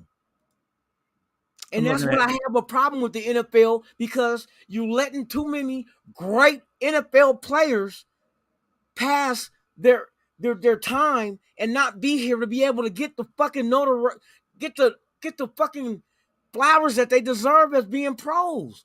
Blood, sweat, and tears went into the sport. I mean, I'm looking at Steve Largen's career, and you know what I mean? This is not a sport that you can easily make it 20 years through, 15 years too. I mean, what was so great about Steve Largent? I mean, obviously he played a long time. I mean, he was the main receiver in Seattle. Of course, he got the stats. He's the main dude. He led the NFL in receiving yards 2 years. Yeah, I mean, he was the main dude in Seattle. But he's part of the 1980s All-Decade team, the NFL 100th anniversary team. PFWA All-Rookie team, Seattle Seahawks ring. So he's got. He does well. And that was back when they was in the AFC West. He does well. He does actually. I mean, looking at it, he played the same amount as Cliff, and his stats are significantly better. But like you said, he was the guy there. He was the guy. But he was inducted in '95. See? And how many Super Bowls? 0. None. Yeah. I mean, come on. What are we gauging here? What are we analyzing and comparing? Well, I think don't anyone inducted, they get a vote, right? Yeah. How many people can they vote? How many people do they get to vote? Do you know? You know what? I'm not sure.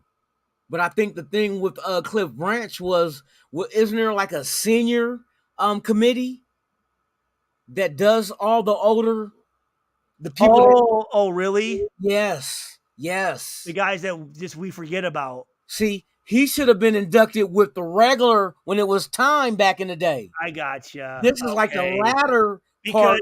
Because you almost get buried a little bit. Exactly.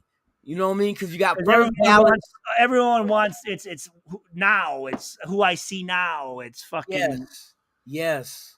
So now they're trying to go back and grab people from the past that deserve to be in there. But he should have been in there from day one. His numbers say it. It ain't like he didn't have as many yards, his receptions was low, his touchdowns was low, he didn't have any Super Bowls. No, he didn't. He had all that. But some of the first ballot thing is I'm looking at it going, you better be a fucking like a stud. Just you better like a Jerry Rice, like a Tim Brown. Exactly. Like a Ray Lewis, like a fucking Barry Sanders. Sanders, Yes. Troy Aikman, Come on now. Come on. some of those Exactly. guys, I get it. I mean, but those guys don't come around too fucking often now. Exactly. So why on guys like that put up those kind of numbers, of course you feel they deserve to go in like this. First ballot. 5 years, bam, they're in there. But even with the guys that put up numbers that can handle that. Well, see, here's the other thing: is people have to realize media. That's another plays a lot into why Yes. guys are popular. They're the first influencers. They're Before the IG reason, and Twitter. all these guys, if the media loves you and every play you make is just fucking great, you think the guy's better than he is. But then also, if you look, you got to look at the fucking black and white stats. Okay, where's this guy at? Let's look at how many years, how many fucking teams, how many games, how many, like, compared to these other guys. Then if it's close, you let the old cats in. This guy, he's not anything that needs to be rushed into right fucking now. You know what I mean? Why does this guy need to be in right today? Right now. Now the other end of the spectrum that I can see why they would go against him. Peyton Manning. There's another guy. I think Cliff Branch was a trendsetter with the long ball, like Steph Curry is in basketball with the three. So there's a lot of people that hate the 3-point shot. So you're just saying all he did was just run.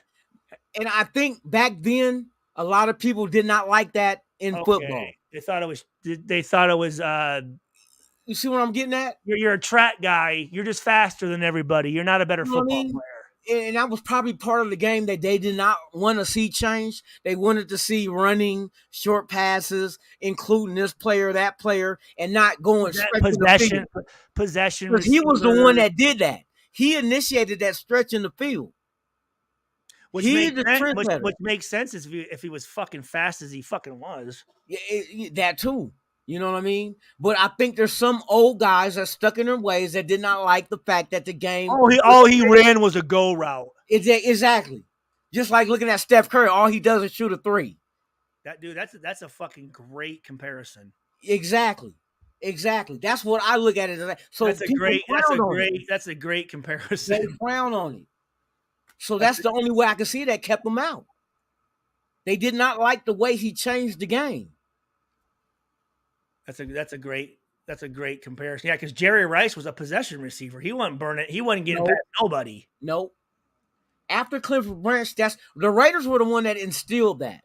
The James Jett. Because if you Hawkins. Yeah. You know what I mean? We did. That's Al Davis. Yep. You know what I mean? And there was more behind Cliff Branch that were. Because Tim Brown wasn't a speed guy. No. He wasn't. But like Andre Rison, and like you said, fucking the Rocket Ismail. Come on, the list goes on. Hayward Bay, because he was fast. Ruggs, because he's fast. Ruggs. We always would speed at wide receiver. In my draft class, Carlos Francis. Come on. Because he was fast. Exactly. I said James Jett. Of course, James Jett. You know what I mean? But, I mean, we had them. Randy Moss. Exactly. We always were speedsters because of Cliff Branch. We want to duplicate that. What's his name? From Texas Tech. He was kind of a long ball guy, wasn't he? Not Crabtree. No, he wasn't. He wasn't. Crabtree. He wasn't a deep ball guy. No. He was a possession. Okay. Real good at possession receiver. He was solid, damn good. But that was our DNA. Get that receiver to stretch the field, because that changed the game. So I could see he's one dimensional. Yep, but still, he was the best at being that dimension. Yeah, but, you know what I mean. But think about this: those other guys, you don't think that they would trade in that possession shit if they could just run by people? Of course they would. You don't think fucking a guy that has to work in the paint and get the hard buckets. Wouldn't want to just sit out there and just. Of course, like in football, what is better, 6 on the scoreboard or extending the down? You know what I mean? Extending the chains. There were a couple games I was involved in college where we scored too quick, but it was very rare. Hey, run that bitch up. Let's go. Yeah. Keep it going. If it takes 1 or 2 plays, fuck it. Ain't no mercy. This ain't baseball. Ain't no mercy rule. Go. Keep that shit going, because I done seen teams come back. Come on now. Patriots. Patriots in Atlanta in the Super Bowl. What happened? They were up by 4 touchdowns. Yep. And what happened? They lost. Yep. Like, they lost.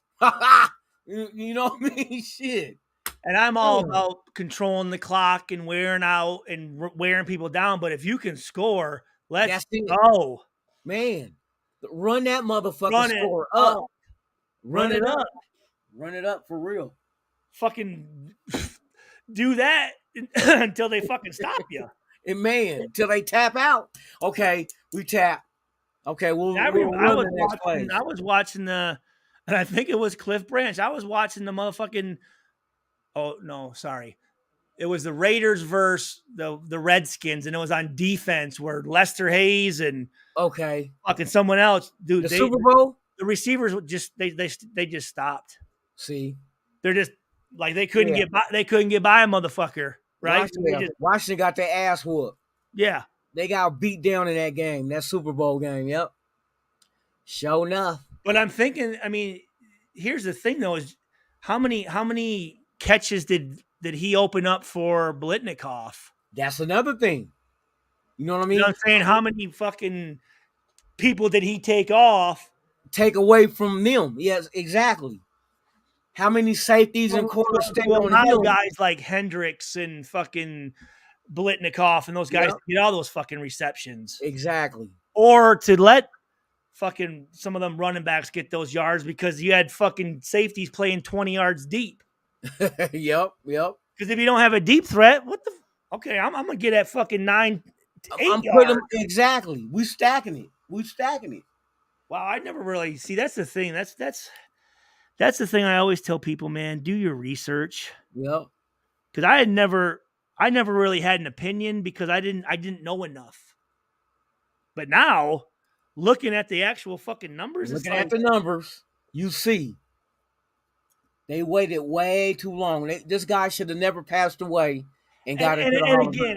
I love Calvin Johnson, man. I mean, he is. Yeah. If you talk about a professional, a teammate, a good person, a hard worker, the guy who did everything fucking right, played for a shit fucking team, but had a good quarterback, had an awfully good fucking quarterback in fucking Stafford. Shit team, but good quarterback. I don't think he's first ballot. Yeah, you would have to say that. As good, like you said, as good as just so I'm not first ballot. He's in the Hall of Fame, right? Yeah. Okay. Like, what's the rush? There's other guys that fucking are on their, they're getting up there before, yep. And their families and them deserve that time in Canton to go to the Hall of Fame, get up there, be with the other guys inducted, be at the game, see that shit. Because it's like another form of graduation. You don't want your child to pass away and then celebrate that they would have graduated. Yeah, well, and then this shit. Well, he's up there staring out. We don't know that. We don't know where he is. Man, exactly. We don't know. He's. No one knows what happens. Everyone thinks. It's a good positive thought. Yeah, he's up there looking down, and he knows. We don't know. He might be somewhere where he has no fucking idea, and he's mad as fuck. Or maybe in that next part, none of this shit is relevant. Yeah. None of this shit when you're alive is relevant in the next part, in the next phase. You know what I mean? True. That's true. We don't know. Yeah, I mean, to honor him afterwards, it's like, shit, at this point, fucking give it to someone who's alive. Fuck it. Let me hear their story from their mouth. Yeah. It was beautiful to hear John Madden get inducted, talking about sometimes I think the bus talk to each other. It was that kind of you want to hear that from him. That's his. You're gonna hear some shit that you had no Exactly. idea. And their family, they may come up with shit like something may come in their head they weren't even thinking of talking about, and they may say something that nobody's heard before. And not just Not that, even their wife or kids will be like, I never knew that. I never knew that about Dad. He gets to acknowledge everybody that had a part in his success. Yes. They get their flowers as well. Thank you to my high school coach. There might be something he's never told anybody. Man, for real. Like, hey, you know what? I never told anybody this, but there was a day where I was gonna walk right off the I was done with football, and so and so.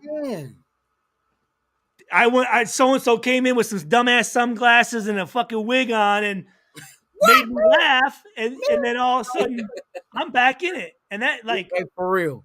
Whoa, like really, like I was like, I didn't know, I didn't even know that. You know what I'm saying? And like just those things, like if he's gone, it's like, you know what, you missed out. Like, you know what? Don't even. I mean, yeah, thank you, but. That's for my kids and people alive. They don't do nothing to me. Fuck you. You missed your time with me, motherfuckers. Yep. And I could see if like a Sean Taylor or something where a guy's God rest his soul, something like that. But dude was 71 years old. Yes. That's a guy who was involved, and a guy who, you know, he's still doing goddamn charity fucking flag football games in 2004. You know what I mean? Like, changed the game.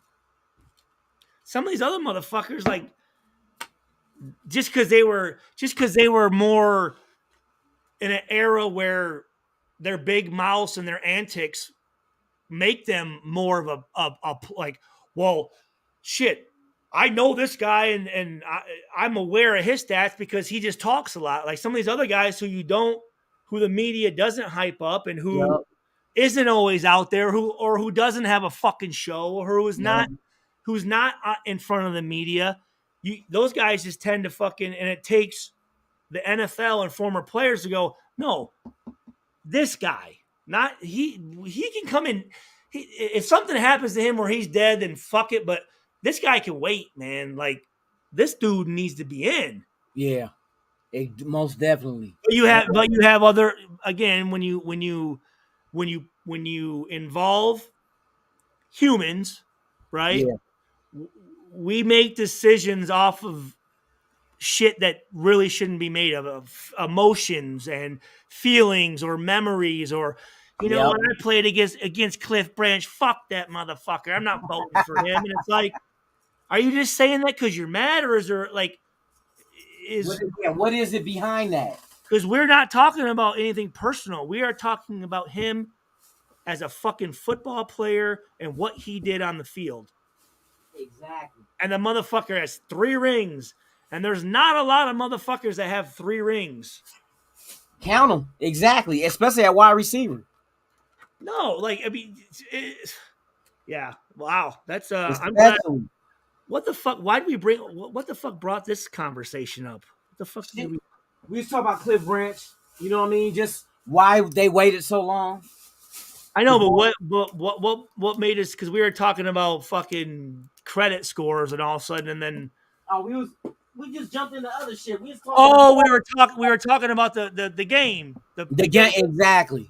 And then I asked about the events when they do that shit, and you said today, and I asked how they went. Okay. Oh, exactly. You sure did. Yep. Today they did it, and Seymour and Cliff Branch went in, and his sister and Mark Davis. I seriously would almost be like, oh, I hope I didn't fuck up your. No, we good. It got serious for a second. I hope. Yeah. I know we were trying to have fun and shit, but.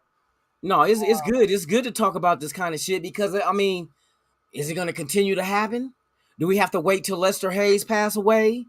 You know what I mean? Mike Haynes and shit, they're getting up there. Plunkett.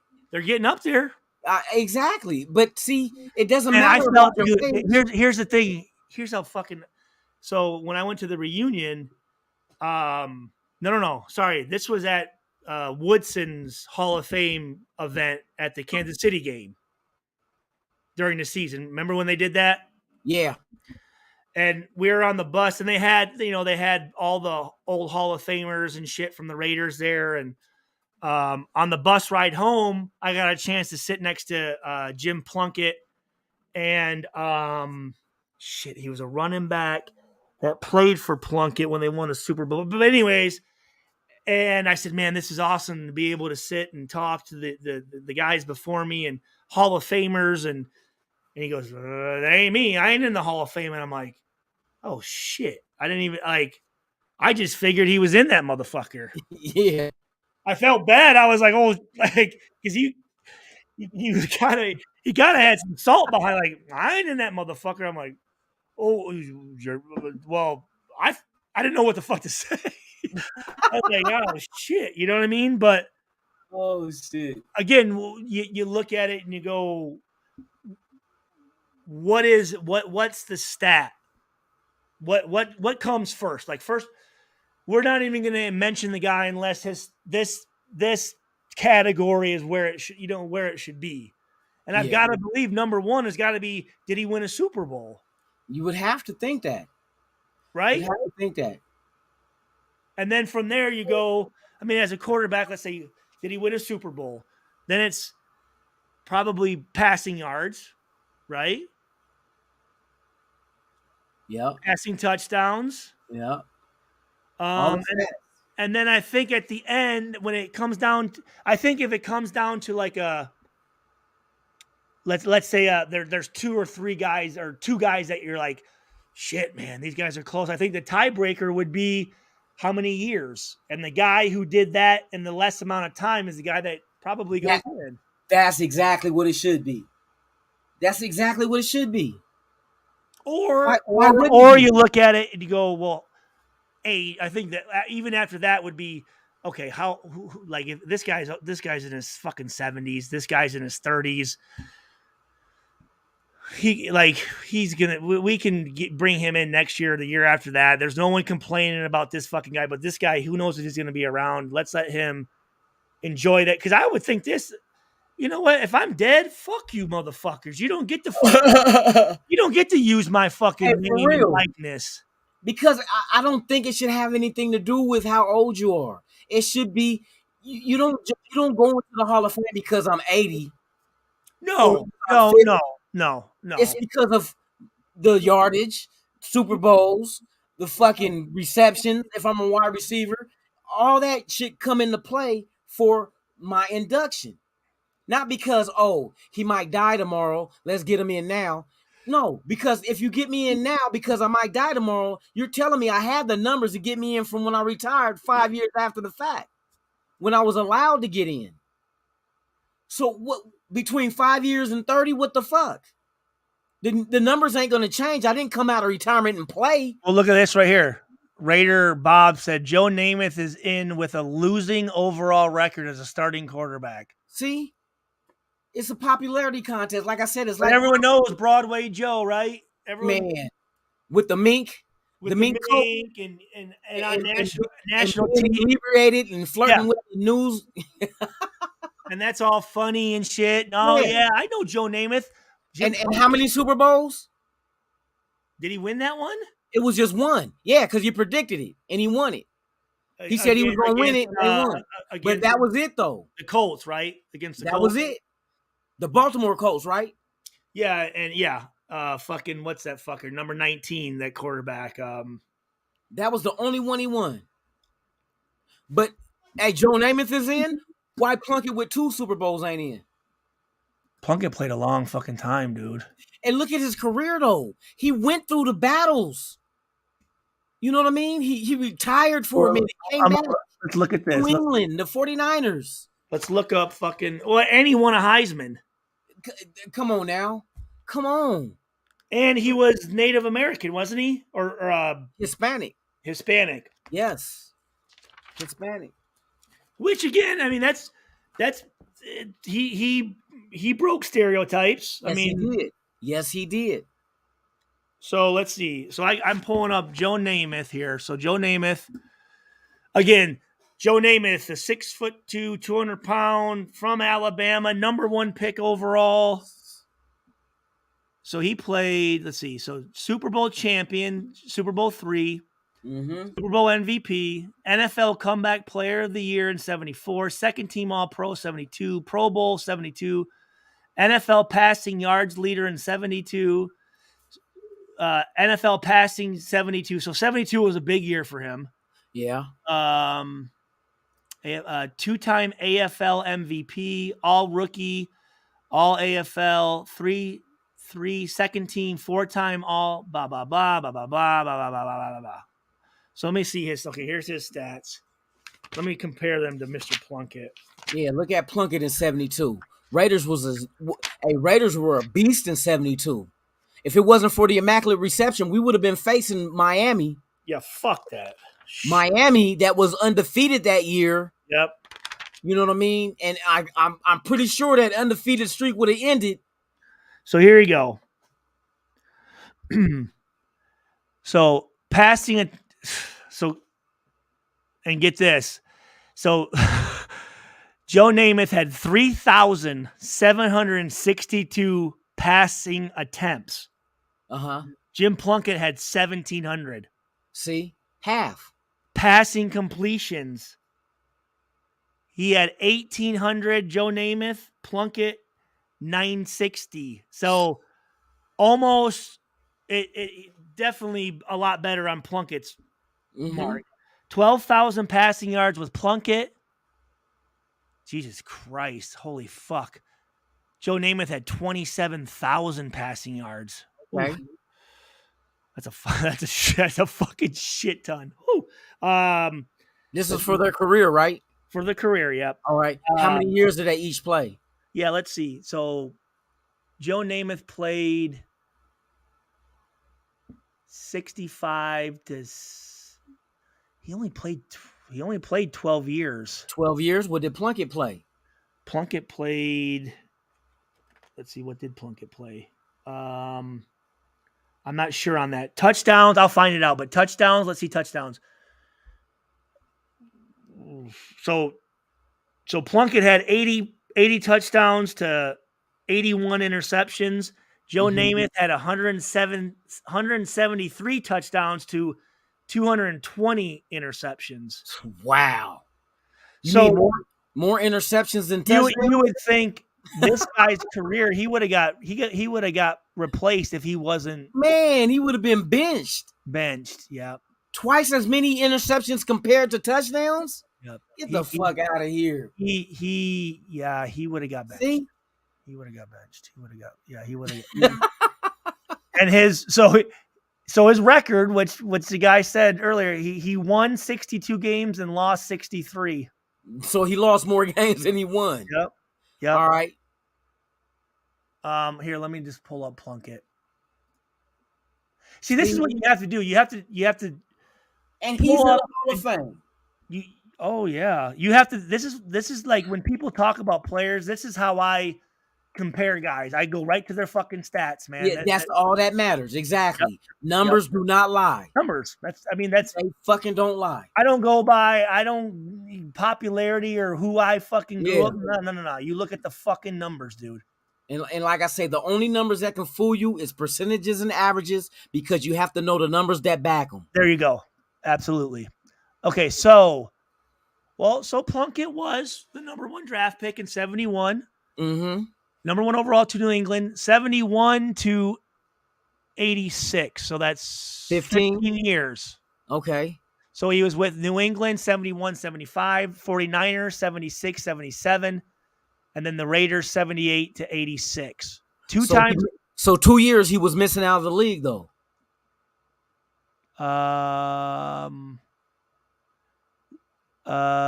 Didn't he retire for a second? If I remember right, he retired and then came back. He might have. I think that was that Niner when he was with the Niners. He retired, but then came back. He sat out a year. I think, if I remember right. Let's see. It says New England, he was his last 75 and then played for the 49ers in 76. And then 77, he ended with the 49ers, and then 78. So I don't know. It was like 2 years he missed. Sure. Yeah. So here you go. So 2-time Super Bowl champion, Super Bowl MVP, Mm-hmm. comeback player of the year, just like Joe. Mm-hmm. Rookie of the year, just like Joe. Mm-hmm. Won the Heisman, which Joe didn't. Maxwell Award winner, Walter Camp Award, Sporting News Player of the Year. So that's all college stuff. Longest touchdown pass, 99 yards to? Who was that touchdown pass to? Who you think? The newly inducted Hall of Famer? So it says Hall of Fame debate here on Mr. Plunkett. So how many years did I say, Joe? 12. Was it 12? So it wasn't. So Plunkett had a longer career. So here, let's see. Professional career. Where is there was something about okay. What is it? Death? Oh, geez. It went to Ken Stabler. Sorry. This went to Ken Stabler. Okay. All right, here we go. Hall of Fame. Plunkett is the subject of annual debate about whether he belongs in the Pro Football Hall of Fame. And this is from Wikipedia. Arguments for induction focused on his 2 Super Bowl victories and Super Bowl MVP award, along with the personal challenges he overcame in the NFL. The arguments against his induction center on Plunkett having only 3 winning seasons, unimpressive career statistics. Holy shit, no Pro Bowl or All-Pro selections. Really? That's weird. Similar debates occurred in relation to Ken Stabler, another Super Bowl winning quarterback with the Raiders who missed being elected into the Hall for 25 years before being elected in 2016. Plunkett was inducted into the College Football Hall of Fame in 1990, Bay Area Sports Hall of Fame 92, California, and finally the California Sports Hall of Fame in 2007. American Academy of Achievement presented. Okay, so, the no Pro Bowls is weird. Not really. Because No? you figure, this is why we got to trace back. When did Al Davis try to sue the league? You'd know better than me. I'm not exactly sure on that. Because I wonder if ruffling feathers played in the part of not giving certain players from a team that was being sued or that was suing the league. You know what I mean? Politics is a motherfucker. Well, here you go. So with 18 passing and 3, okay, and Plunkett was awarded the 1970 Heisman Trophy. Plunkett beat Notre Dame's Joe Theismann and Archie Manning of Ole Miss to win the award. Okay. He was the first Latino to win the Heisman Trophy, aside from the Heisman. I want to say there isn't many Latino players, period. Nope. So even that, I don't know if, does that factor in? I don't know. Should it? I think, you know what I mean? To be honest with you, I think it should just solely be on production. Okay. Yep. I don't think it's race, religion, none of that. Oh, no, shit. here you go. Plunkett spent most of the 84, 86 seasons either injured or as a backup and he missed the entire 87 season following a rotator cuff surgery. Okay. So there you go. Really have playing. So what we should be looking at rather than the years they played, how many games did they play? Dude, thank you for fucking bringing that up. Come on now, I just look slow. Because I talk about that all the time. I look at guys and I say, okay, yeah, the guy played 12 years, but what did he play? How many snaps? Yeah. You know what I mean? He might have spent the first 3 years on practice squad. Exactly. Another 2 years as a fucking backup. Another 2 years as special teams. And never really started and kissed a bunch of coaches' asses and just stayed in the league longer than some of the other guys. So that's a good one. And it was 1980 that Al Davis sued the league. So and what was your and you figure, hey, Plunkett was the quarterback of the team in 80 and 83 when they won the Super Bowl. So yeah, so 78 to 86, right in the middle of that shit. That's when Al Davis sued the league. Dude, Plunkett told me when they moved down to LA, they fucking their facilities was out of like this old abandoned high school. I wouldn't doubt it. He said that it was like he said it was terrible. Like he's like, dude, they promised us all this shit, and then we got down there and they didn't do any of it. So then that's why Al was like, "Fuck you, I'm out of here." Yep. You motherfuckers hung this carrot in front of us. Oh, we're gonna do this and we're gonna do that and we're gonna blah blah blah da da da da. I remember that shit. I remember. He said it was fucking terrible. Mm-hmm. Let's see. Joe Namath is in with a losing. Okay, Hall of Famers need to vote on the class just like the Heisman Trophy is voted. What's up, Michael?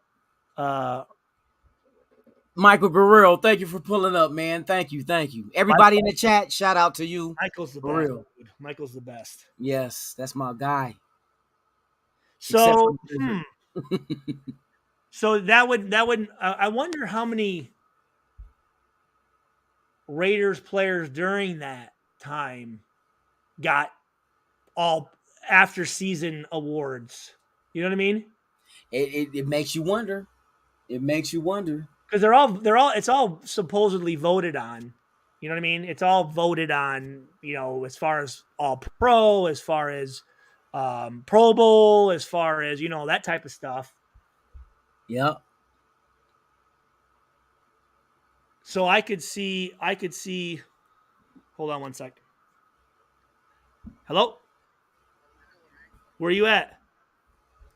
All right. Hold on one second. In the chat. Hold on one sec. All right. If this is your first time here, please do me a solid. Subscribe to the channel. Hit the like button and knock the hell out of that notification bell so you can be notified of all the content I release, even breaking news. I'd like to thank you guys for pulling up, man. I'm up here chopping it up with Stuart Swagger. You know what I mean? You already know what it is, y'all.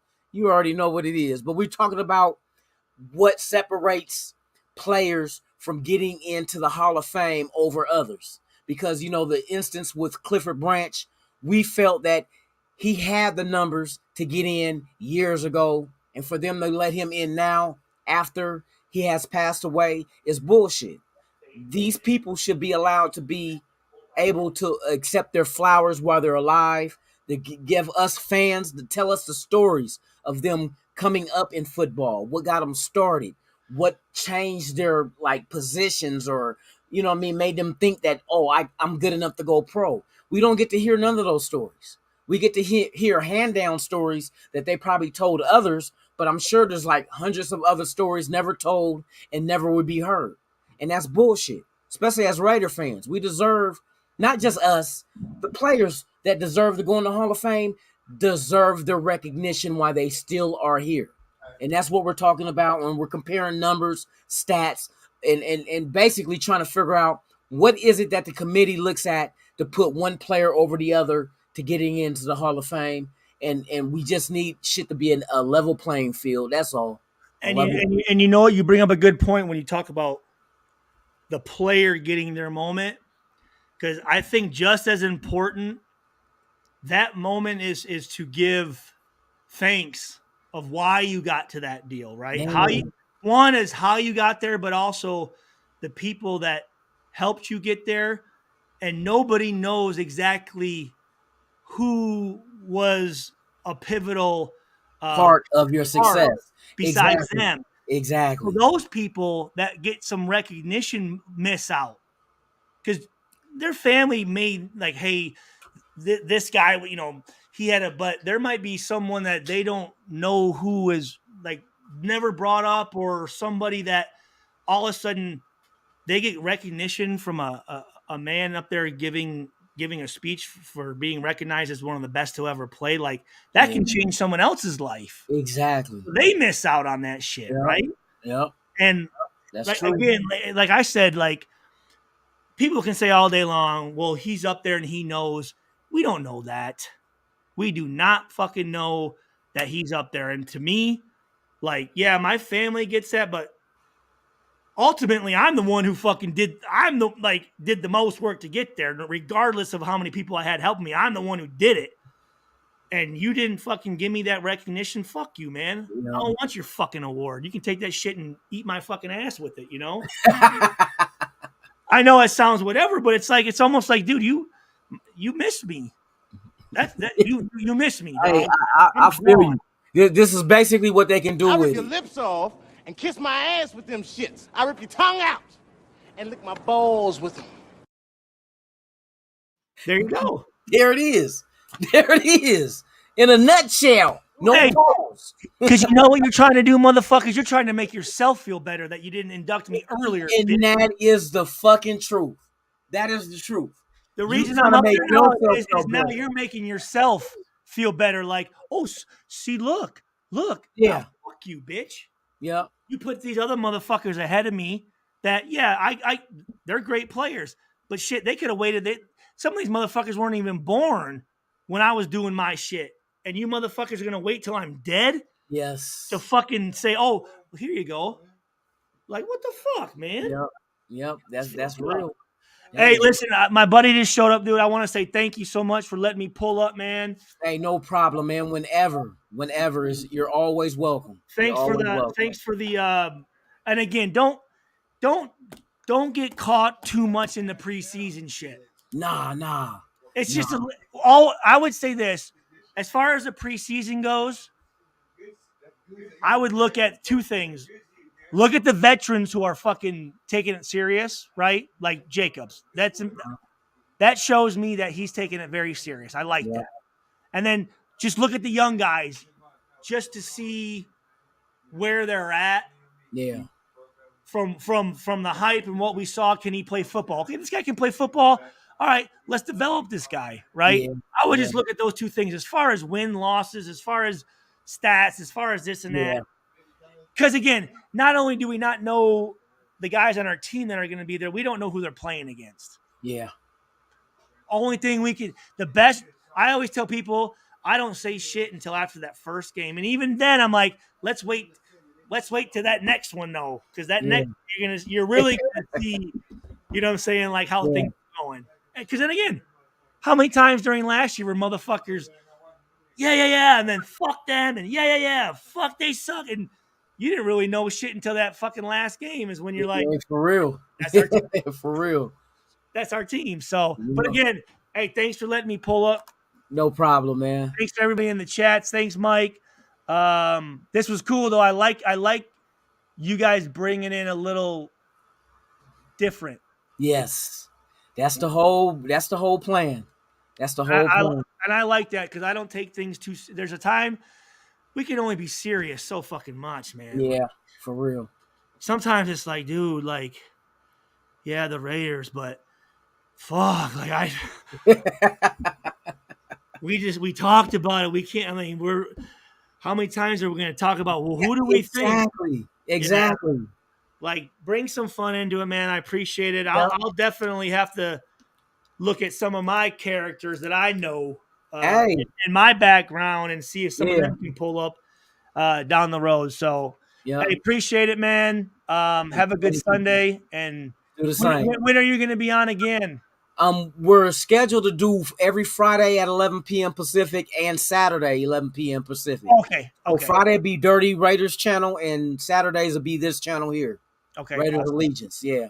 Awesome. All right. Hey, that was good. Hey, if anything tonight, man, I'm super pumped to now. I really have arguing points about Plunkett, about Branch, and about the Hall of Fame because I never really sat and looked at the numbers because I never really had a reason to really look at it. So that was good shit. And I encourage everybody, if you're ever in a debate or if you ever have an argument or something that you know people argue against, like for one, Derek Carr versus whatever, just go and do some research. Because then you can't, and that's why I tell people, you know, if you're arguing against me, I'm not going to argue unless I've done my research and I have valid points. And I'm assuming you have the same thing. Don't just say because.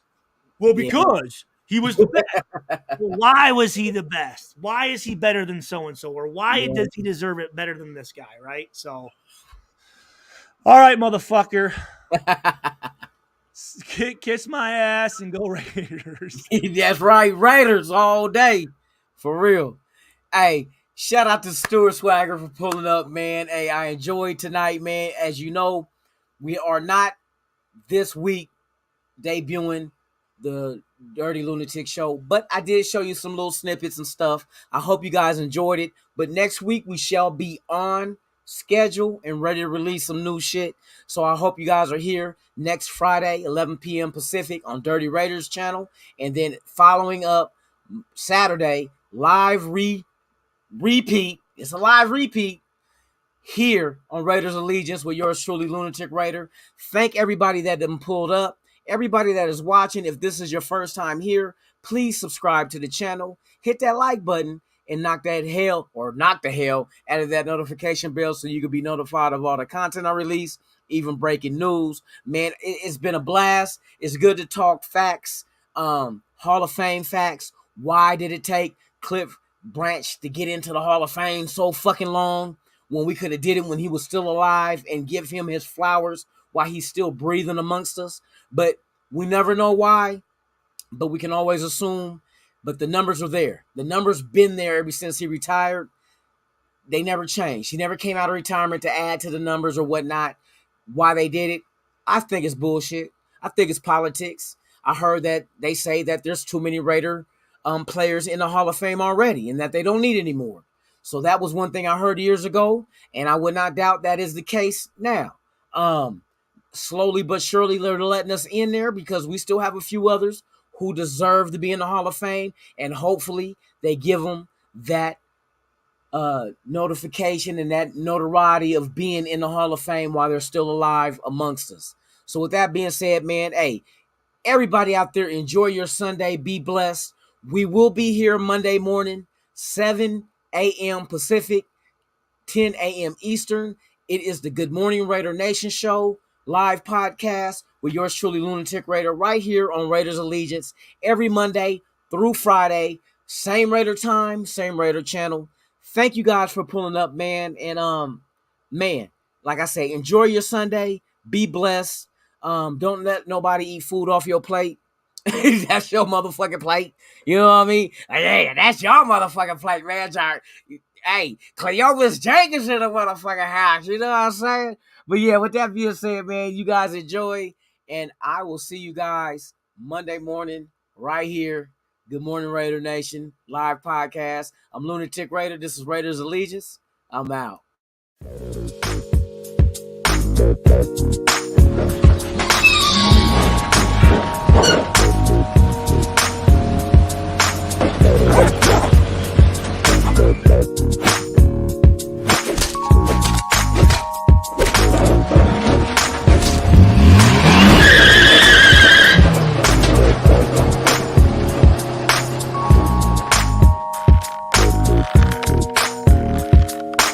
Raider.